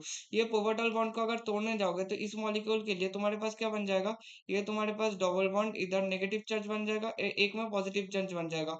तो इस केस के लिए क्या हो जाएगा, इस केस के लिए डबल बॉन्ड ये टूटना नहीं चाहेगा। क्यों टूटना नहीं चाहेगा, कि ये तुम्हारे पास जो सिस्टम हो रहा है, ये तुम्हारे पास जो लेफ्ट साइड में सिस्टम हो रहा है ये तो एरोमेटिक हो रहा है, मगर ये तुम्हारे पास क्या हो रहा है, 4 इलेक्ट्रॉन सिस्टम हो रहा है, तो एंटी एरोमेटिक सिस्टम हो रहा है। तो ये तुम्हारे पास पहला कंपाउंड तो नहीं होगा, क्योंकि जब जब इस केस के लिए प्लस माइनस टूटेगा तो इसमें प्लस माइनस घूमेगा घूमेगा, तो ये प्लस माइनस में टूटना नहीं चाहेगा। तो ये डबल बॉन्ड क्या रहेगा, double bond will remain intact. Double bond will remain intact, ये इंटैक्ट रहेगा, तो ये क्या रहेगा, टूटने की कोशिश नहीं करेगा। इसके बाद चलते हैं नेक्स्ट बी पे। बी पे क्या हो जाएगा, ये अगर टूटा तो इधर तुम्हारे पास ये इस साइड में टूटेगा, इस साइड में टूटेगा, तो तुम्हारे पास इधर डबल बॉन्ड के ऊपर इधर इस साइड में माइनस पॉजिटिव आएगा, इस साइड में नेगेटिव आएगा। इस साइड में अगर नेगेटिव आया, देखो इस साइड में तुम्हारे पास क्या हो जाएगा, इस साइड में तुम्हारे पास 6 पाई इलेक्ट्रॉन सिस्टम हो गया। 6 पाई इलेक्ट्रॉन सिस्टम हो गया मतलब तुम्हारे पास एरोमेटिक सिस्टम आ जाएगा। इधर एरोमेटिक सिस्टम आ जाएगा, इधर भी तुम्हारे पास क्या है, 2 पाई इलेक्ट्रॉन सिस्टम है। इधर तुम्हारे पास 2 पाई इलेक्ट्रॉन सिस्टम है, तो ये भी तुम्हारे पास क्या हो जाएगा, एरोमेटिक कैरेक्टर दिखा रहा है। तो दोनों एरोमेटिक कैरेक्टर दिखा रहा है, मतलब ये बॉन्ड में प्लस माइनस घूमेगा। प्लस माइनस ये माइनस क्या आ जाएगा, ये माइनस इधर रेजोनेंस में जाएगा, ये डबल बॉन्ड इधर रेजोनेंस में करेगा। इसके लिए क्या हो जाता है, ये मॉलिक्यूल्स बहुत ज्यादा पोलर मॉलिक्यूल्स हो जाता है, मतलब इसमें इलेक्ट्रॉनिक मूवमेंट बहुत ज्यादा अच्छे से होता है। तो बी तो सही ऑप्शन हो जाएगा। इसके बाद सी में देखो, सी में दोनों के अगर याद रखना, दोनों में तो अगर तुम्हारे पास same number of carbon atoms है और तुम्हारे पास अगर सेम ये चलता रह रहा है, तो इसमें क्या हो जाएगा, इसके लिए तुम्हारे पास ये कभी नहीं टूटेगा, तो ये डबल बॉन्ड कभी नहीं ब्रेक करता, तो ये भी तो नहीं होगा ऑप्शन में। और डी में याद रखना, इसके लिए तोड़ने का मतलब ही नहीं है ना, ये ऑक्सीजन के ऊपर हमेशा नेगेटिव चार्ज जाएगा। अगर ऑक्सीजन के पास अगर नेगेटिव चार्ज गया, इसमें ओ माइनस होगा, और ये स्टेरिक ये 3 मेंबर रिंग है, और 3 मेंबर रिंग के साथ साथ ये बहुत ज्यादा स्टेरिक हिंड्रेंस दिखाएगा। स्टेरिक हिंड्रेंस दिखाएगा तो इसमें पॉजिटिव चार्ज आना, तो ये कंपाउंड को बहुत ज्यादा अनस्टेबल बना देगा, तो ये कंपाउंड उतना ज्यादा अनस्टेबल बनेगा नहीं, और ये ऑक्सीजन के ऊपर नेगेटिव चार्ज रहेगा। तो अगर इसमें इसमें अगर ये डबल बॉन्ड प्रेजेंट रहता, मगर मॉलिक्यूल ऐसा रहता, तो क्या होता, में मॉलिक्यूल इजीली टूट जाता, इजीली टूट के क्या बन जाता है, इधर पॉजिटिव चार्ज आ जाता और ऊपर नेगेटिव ओ माइनस हो जाता है। ठीक है, इतना क्लियर है। तो ये ओ माइनस आ जाता, इस ये मॉलिक्यूल क्या बन जाता है, ये मॉलिक्यूल बहुत ज्यादा पोलर, अगर इस केस के लिए तो ये डबल बॉन्ड नहीं दे रखा है, तो क्यों ही करना है। क्वेश्चन नंबर 68 में चलते हैं। क्वेश्चन नंबर 68 में क्या बोला कि weak intermolecular forces of attraction. अच्छा, इस केस के लिए तुम्हारे पास जो लिस्ट 2 है, लिस्ट 2 से जाओ, लिस्ट 2 से पहली बात तो लिस्ट टू में क्या दिया है, पहली बात तो hexamethylene diamine plus adipic acid, hexamethylene diamine plus adipic acid क्या बनाता है मेरे पास, नाइलॉन 66 बनाता है। ये nylon 66, it was one of the most toughest question बोल सकते हो, नॉट टफेस्ट क्वेश्चन ये, मतलब लोगों को केमिकल बॉन्डिंग के पर्सपेक्टिव में जितने भी क्वेश्चन आए हैं, उससे थोड़ा सा अलग क्वेश्चन है। हेक्सामिथिलिन, ये जितने लोगों ने पॉलीमर नहीं पढ़ा इन लोगों को डायरेक्टली नाइलॉन 66, नाइलॉन 66 क्या होता है, इन दोनों का रिएक्शन से नाइलॉन 66 बनता है। नाइलॉन 66 के अंदर तुम्हारे पास क्या होता है, एमिड ग्रुप होता है, CONH ग्रुप, ऐसे ऐसे होता है, और ये पॉलीमेरिक स्ट्रक्चर में रहता है। और ये पॉलीमेरिक स्ट्रक्चर में रहा तो ये जो हाइड्रोजन है ना एमिड का, ये हाइड्रोजन बॉन्डिंग में पार्टिसिपेट कर जाता है, ये तुम्हारे पास हाइड्रोजन बॉन्डिंग में पार्टिसिपेट कर जाता है। ठीक है, तो हाइड्रोजन बॉन्डिंग, ये एमिड क्या होता है, ये नाइलॉन 66 हाइड्रोजन बॉन्डिंग शो करता है, hydrogen bonding shows hydrogen bonding which participate in which participates in which due to the presence of the amide group, shows hydrogen bonding due to the due to the presence of the amide group, due to the presence of the amide group। ठीक है, इतना clear है। इसके बाद तो hydrogen bonding, ये hydrogen bonding के लिए हुआ। अगर AlET3 plus TiCl4, AlET3 plus TiCl4 का बात करें तो ये क्या होता है मेरे पास, जिगलर नाटा कैटलिस्ट होता है। ये तो मेरे पास क्या होता है, जिगलर नाटा कैटलिस्ट, जिगलर नाटा कैटलिस्ट, जिगलर नाटा कैटलिस्ट होता है। जिगलर नाटा कैटलिस्ट अगर होता है ZIEGLER, डबल जी कर दिया, ZIEGLER जिगलर नाटा कैटलिस्ट होता है। जिगलर नाटा कैटलिस्ट क्या होता है, ये प्रिपेयर करता है, इज यूज टू प्रिपेयर, ये ध्यान रखना, इज यूज टू प्रिपेयर। तुम्हारे पास क्या है, high electron high density high density polyethylene, high density polyethylene. ठीक है, इतना क्लियर है। तो ये तुम्हारे पास हाई डेंसिटी पॉलीइथिलीन के लिए डी का हो जाएगा। इसके बाद 2 क्लोरो 3 ब्यूटाडाइन, 2 क्लोरो 3 ब्यूटाडाइन को हम लोग जानते हैं इसको क्लोरोप्रिन से जानते हैं, क्लोरोप्रिन से जानते हैं। ठीक है, क्लोरोप्रिन से अगर जानते हैं तो इसे, ये क्या होता है, ये होता है मोनोमर, इससे क्या बनता है, नियोप्रिन बनता है। तो नियोप्रिन बनता है, तो जो क्लोरोप्रीन होता है is a monomer of neoprene. और ये नियोप्रिन क्या है, नियोप्रिन तुम्हारा ऐसे एक रबर टाइप का होता है, या फिर तुम इलास्टोमर बोल सकते हो, जो भी बोल दो, इलास्टोमर टाइप का होता है। ठीक है, तो इसके बाद तुम्हारे पास क्या आया, फिनॉल आया। फिनॉल हाँ, फिनॉल जो आएगा, फिनॉल फॉर्मेल्डिहाइड क्या आ जाएगा, तो 2 क्लोरो, इसमें तुम्हारे पास नियोप्रिन है, तो ये तो ए के साथ चला जाएगा, weak intermolecular forces of attraction रहेगा। और लास्ट में तुम्हारे पास फिनॉल फॉर्मेल्डिहाइड बन रहा है। फिनॉल और फॉर्मेल्डिहाइड क्या है, फिनॉल और फॉर्मेल्डिहाइड मिला के बेकेलाइट क्या है, तुम्हारे पास एक high branch cross link polymer होता है, ठीक है। ये होता है तुम्हारे पास एक क्रॉस लिंक पॉलीमर, ये तुम्हारे पास सी वाला हो गया। तो तुम्हारे पास सी का फोर हो गया, सी का फोर मतलब एक ही option, B option is the correct option. ये क्वेश्चन तो ठीक ठाक था। तो चलते हैं क्वेश्चन नंबर 69 में। क्वेश्चन नंबर 69 में SO2 and water both possess B shape structure, अगर SO2 का स्ट्रक्चर बनाओगे तो SO2 का स्ट्रक्चर ऐसे होगा, एक लोन पेयर कंटेन करेगा। और वाटर का बनाओगे तो ऑक्सीजन, दोनों हाइड्रोजन ऐसा रहेगा, ऑक्सीजन के ऊपर दोनों लोन पेयर रह जाएगा। तो दोनों का क्या होता है, दोनों का वी शेप होता है, इसका भी वी शेप, इसका भी वी शेप होगा, या फिर बेंड शेप के बारे में बात करो, जिसका भी बात करो तो इसका भी वी शेप होता है, इसका वी शेप होता है, या फिर बेंड शेप, दोनों का क्या आ जाएगा, दोनों का बेंड शेप स्ट्रक्चर आ जाएगा। ठीक है, इतना क्लियर है। इसके बाद तो statement 1 is the correct statement, two the bond angle of SO2 is less than that of water. SO2 water में क्या होगा, दोनों लोन पेयर प्रेजेंट है, दोनों लोन पेयर अगर प्रेजेंट है, ये भी तुम्हारे पास एक लोन पेयर है, ये भी रिपल्शन है, तो लोन पेयर रिपल्शन मेरे पास बहुत ज्यादा होता है। और उससे लोन पेयर से क्या हो जाएगा, तुम्हारे पास बॉन्ड पेयर में रिपेल करेगा, और बॉन्ड पेयर में रिपेल, तो ये वाला अगर थीटा 1 लिखो, ये वाला अगर थीटा 2 लिखो, तुम्हारे पास थीटा 1 क्या हो जाएगा, थीटा टू से ज्यादा हो जाएगा, थीटा 2 से लेस हो जाएगा। क्योंकि इसमें तुम्हारे पास क्या है, इसमें तुम्हारे पास एक ही लोन पेयर प्रेजेंट है, इसमें तुम्हारे पास दो लोन पेयर प्रेजेंट है। तो bond angle of SO2 is less than that of water, तो ये तो तुम्हारे पास गलत हो गया, तो स्टेटमेंट 1 इज द करेक्ट, और स्टेटमेंट 2 तुम्हारे पास क्या हो जाएगा, इनकरेक्ट हो जाएगा। तो क्वेश्चन नंबर ऑप्शन सी में हो जाएगा। अब आज के लिए लास्ट क्वेश्चन नंबर 70 होगा। Consider the following molecules, NF3 as a trigonal planar structure. NF3 का अगर स्ट्रक्चर बनाओ तो NF3 का नाइट्रोजन फ्लोरीन है, ऐसा है ना। ये ट्राइगोनल प्लेनर तो नहीं होगा। इसका स्ट्रक्चर क्या हो जाएगा, इसका स्ट्रक्चर ट्राइगोनल पिरामिडल हो जाएगा। ट्राइगोनल पिरामिडल स्ट्रक्चर हो रहा है इसका। तो ऑप्शन नंबर फर्स्ट ए तो नहीं होगा, ए नहीं होगा। देखो ए एंड डी ऑप्शन इधर से हो गया, क्योंकि इसमें ए एंड ए दोनों ऑप्शन रखा है। इसमें देखो सी ऑप्शन दोनों में कहते हैं, तो सी ऑप्शन से ज्यादा। अच्छा, एक एक ऑप्शन करके ही चलते हैं। Bond length of nitrogen is shorter than that of oxygen. Nitrogen का बॉन्ड लेंथ तुम्हें पता है, नाइट्रोजन के लिए बॉन्ड ऑर्डर क्या रहता है, 3 रहता है, क्योंकि ये 14 इलेक्ट्रॉन सिस्टम रहता है। और ऑक्सीजन के केसेस में क्या रहता है, ऑक्सीजन का 16 इलेक्ट्रॉन सिस्टम रहेगा। 16 इलेक्ट्रॉन सिस्टम रहेगा तो बॉन्ड ऑर्डर क्या रहेगा, 2 रहेगा। और अच्छे से पता है नाइट्रोजन ट्रिपल बॉन्डेड रहता है और ऑक्सीजन क्या रहता है, डबल बॉन्डेड रहता है। ट्रिपल बॉन्डेड है तो तुम्हारे पास सीधी बात है, नाइट्रोजन के केसेस में इसका बॉन्ड लेंथ भी ये शॉर्टर हो जाएगा। तो ये स्टेटमेंट तो करेक्ट है, तो ये फर्स्ट ऑप्शन गलत है, option B is the correct statement. अब आइसो इलेक्ट्रॉनिक मॉलिक्यूल्स और ion have identical bond order. Iso electronic molecules और आयन, ये भी सही स्टेटमेंट है, क्योंकि आइसो इलेक्ट्रॉनिक हो गया। मैंने क्या बोला था, तुम्हारे पास नाइट्रोजन लिया या फिर तुम NO प्लस लो, तो दोनों के केसेस में बॉन्ड ऑर्डर क्या हो जाएगा, आइडेंटिकल हो जाएगा। दोनों के केसेस में आइडेंटिकल बॉन्ड ऑर्डर हो जाएगा। अगर इलेक्ट्रॉन काउंट या फिर इलेक्ट्रॉन काउंट सेम रहा तो तुम्हारे पास क्या हो जाएगा, बॉन्ड ऑर्डर तुम्हारे पास सेम रहता है। और लास्ट में dipole moment of HS is higher than that of a water molecule. HS का डाइपोल मोमेंट और वाटर, तो तुम्हारे पास इधर से तो बी एंड सी ऑप्शन दोनों करेक्ट है, तो बी ऑप्शन तो गया, तो सी ऑप्शन करेक्ट होगा। फिर भी लास्ट में देख ही लेते हैं।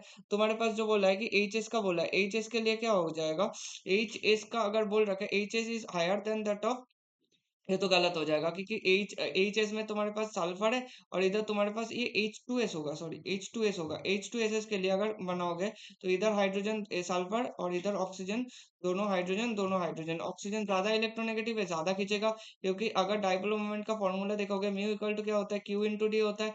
चार्ज का अगर बारे में बात करोगे तो डेल्टा इलेक्ट्रोनेगेटिव डिफरेंस ऑक्सीजन और हाइड्रोजन का ज्यादा होगा रादर देन सल्फर और हाइड्रोजन, तो चार्ज डिफरेंस ज्यादा। तो तुम्हारे पास सीधा क्या हो जाएगा, उसका क्यू ज्यादा हो जाएगा, क्यू ज्यादा हो जाएगा। और डिस्टेंस भी तुम्हारे पास, डिस्टेंस इतना ज्यादा डोमिनेट नहीं करेगा, डोमिनेट तुम्हारे पास क्या करेगा, ऑक्सीजन वाला करेगा। इतना क्लियर है। तो इसके तो मेरे पास ऑप्शन सी, तुम्हारे पास सही आ गया। ठीक है, इतना क्लियर है। तो आज 2023 का जितने भी क्वेश्चंस थे हम लोग डिस्कस कर लिए। नेक्स्ट वीडियो में हम लोग जो करेंगे 2022 का जेई मेंस में, उसमें भी टोटल तुम्हारे पास टोटल, उसमें भी मैंने काउंट किया था, टोटल 20 क्वेश्चंस टाइप का है। तो वो भी हम लोग नेक्स्ट वीडियो में डिस्कस कर लेंगे। तो आज का जो वीडियो था, देखो वीडियो के क्वेश्चन जितने भी थे हम लोगों ने डिस्कस कर लिए। सीधी बात है, इस वीडियो को ध्यान से देखना, क्वेश्चन के हर एक क्वेश्चन के पीछे जो जो कॉन्सेप्ट छुपा हुआ था ना, वो हम लोगों ने देख लिए। अब तुम्हारा काम क्या है कि वीडियो को एक बार अच्छे से, मतलब वीडियो को देखने से पहले एक एक क्वेश्चंस को तुम्हारे करना क्या था कि अब तुम खुद से काउंट करो कि कितने क्वेश्चन तुमने सही किया, मतलब और सही से सोच के किया। ऐसा नहीं कि तुक्के मार के सोच कर दिया, ऐसा नहीं होगा। मतलब जो सही तरीका है उस सही तरीके से अपने अपने के कराओ, कि अगर तुम्हारे पास जो हो रहा है वो सही से हो रहा है या नहीं हो रहा है। वो अगर हो गया कि तुम्हारे पास जो लग रहा है कि मैंने सारे क्वेश्चन सही कर दिया, सारे प्रीवियस ईयर क्वेश्चंस मेरे से हो रहा है, that is very good thing. अगर हो रहा है तो बहुत अच्छा। तो ऐसे करते जाओ। इसके बाद और वीडियो अच्छी लगे तो ऑब्वियसली थोड़ा सा शेयर कर देना मेहरबान होके। मतलब पता है बहुत लोग कि भाई मैं तो टॉपर बनूंगा, मैं एआईआर वन हूँ तो मैं किसी को वीडियो शेयर नहीं करूंगा। थोड़ा सा शेयर कर देना, मेरे लिए अच्छा हो जाएगा। और मेरे वीडियो शेयर करने के चक्कर में खुद का पढ़ाई में कुछ झोल मत कर देना। और एक पॉइंट, जो 2026 का जो एग्जामिनेशन आ रहा है, यूट्यूब में ना कंटेंट का ढूंढो। एक चैनल है जो 10 लाख सब्सक्राइबर से बना है और मोटिवेशन देता है, वो 10 मिनट का मोटिवेशन से अच्छा है 10 मिनट पढ़ाई कर लो, वो ज्यादा बेहतर होता है। बकवास बातें छोड़ो, सीधी कॉपी उठा पढ़ने बैठो, वो ज्यादा काम का रहता है। ठीक है। और नेक्स्ट वीडियो आएगा, नेक्स्ट वीडियो में फिर 2022 का प्रीवियस ईयर क्वेश्चन डिस्कस कर लेंगे। और केमिकल बॉन्डिंग का थ्योरी का लेक्चर तो उधर चलता ही रह रहा है। और कमेंट सेक्शन में थोड़ा सा कमेंट कर देना, वीडियो अच्छा लगे और बुरा लगे, जो भी लगे वो ऑनेस्ट कमेंट कर देना, मुझे कोई दिक्कत नहीं कमेंट सेक्शन से। और कमेंट सेक्शन में कोई डाउट हो तो वो तो पूछ ही लेना। तो आज के लिए इतना ही था, मिलते हैं नेक्स्ट सेशन में। और नेक्स्ट सेशन में अच्छे से थोड़ा मतलब लोगों को ले आना, थोड़ा सा व्यूज भी बढ़ जाएगा, मेरे लिए भी अच्छा रहेगा। आज रात के 2 बजे वीडियो बना रहा हूँ तो थोड़ा मोटिवेशन भी मिल जाता है। ठीक है, इतना क्लियर है। मिलते हैं नेक्स्ट वीडियो में, bye. Stay healthy, stay safe.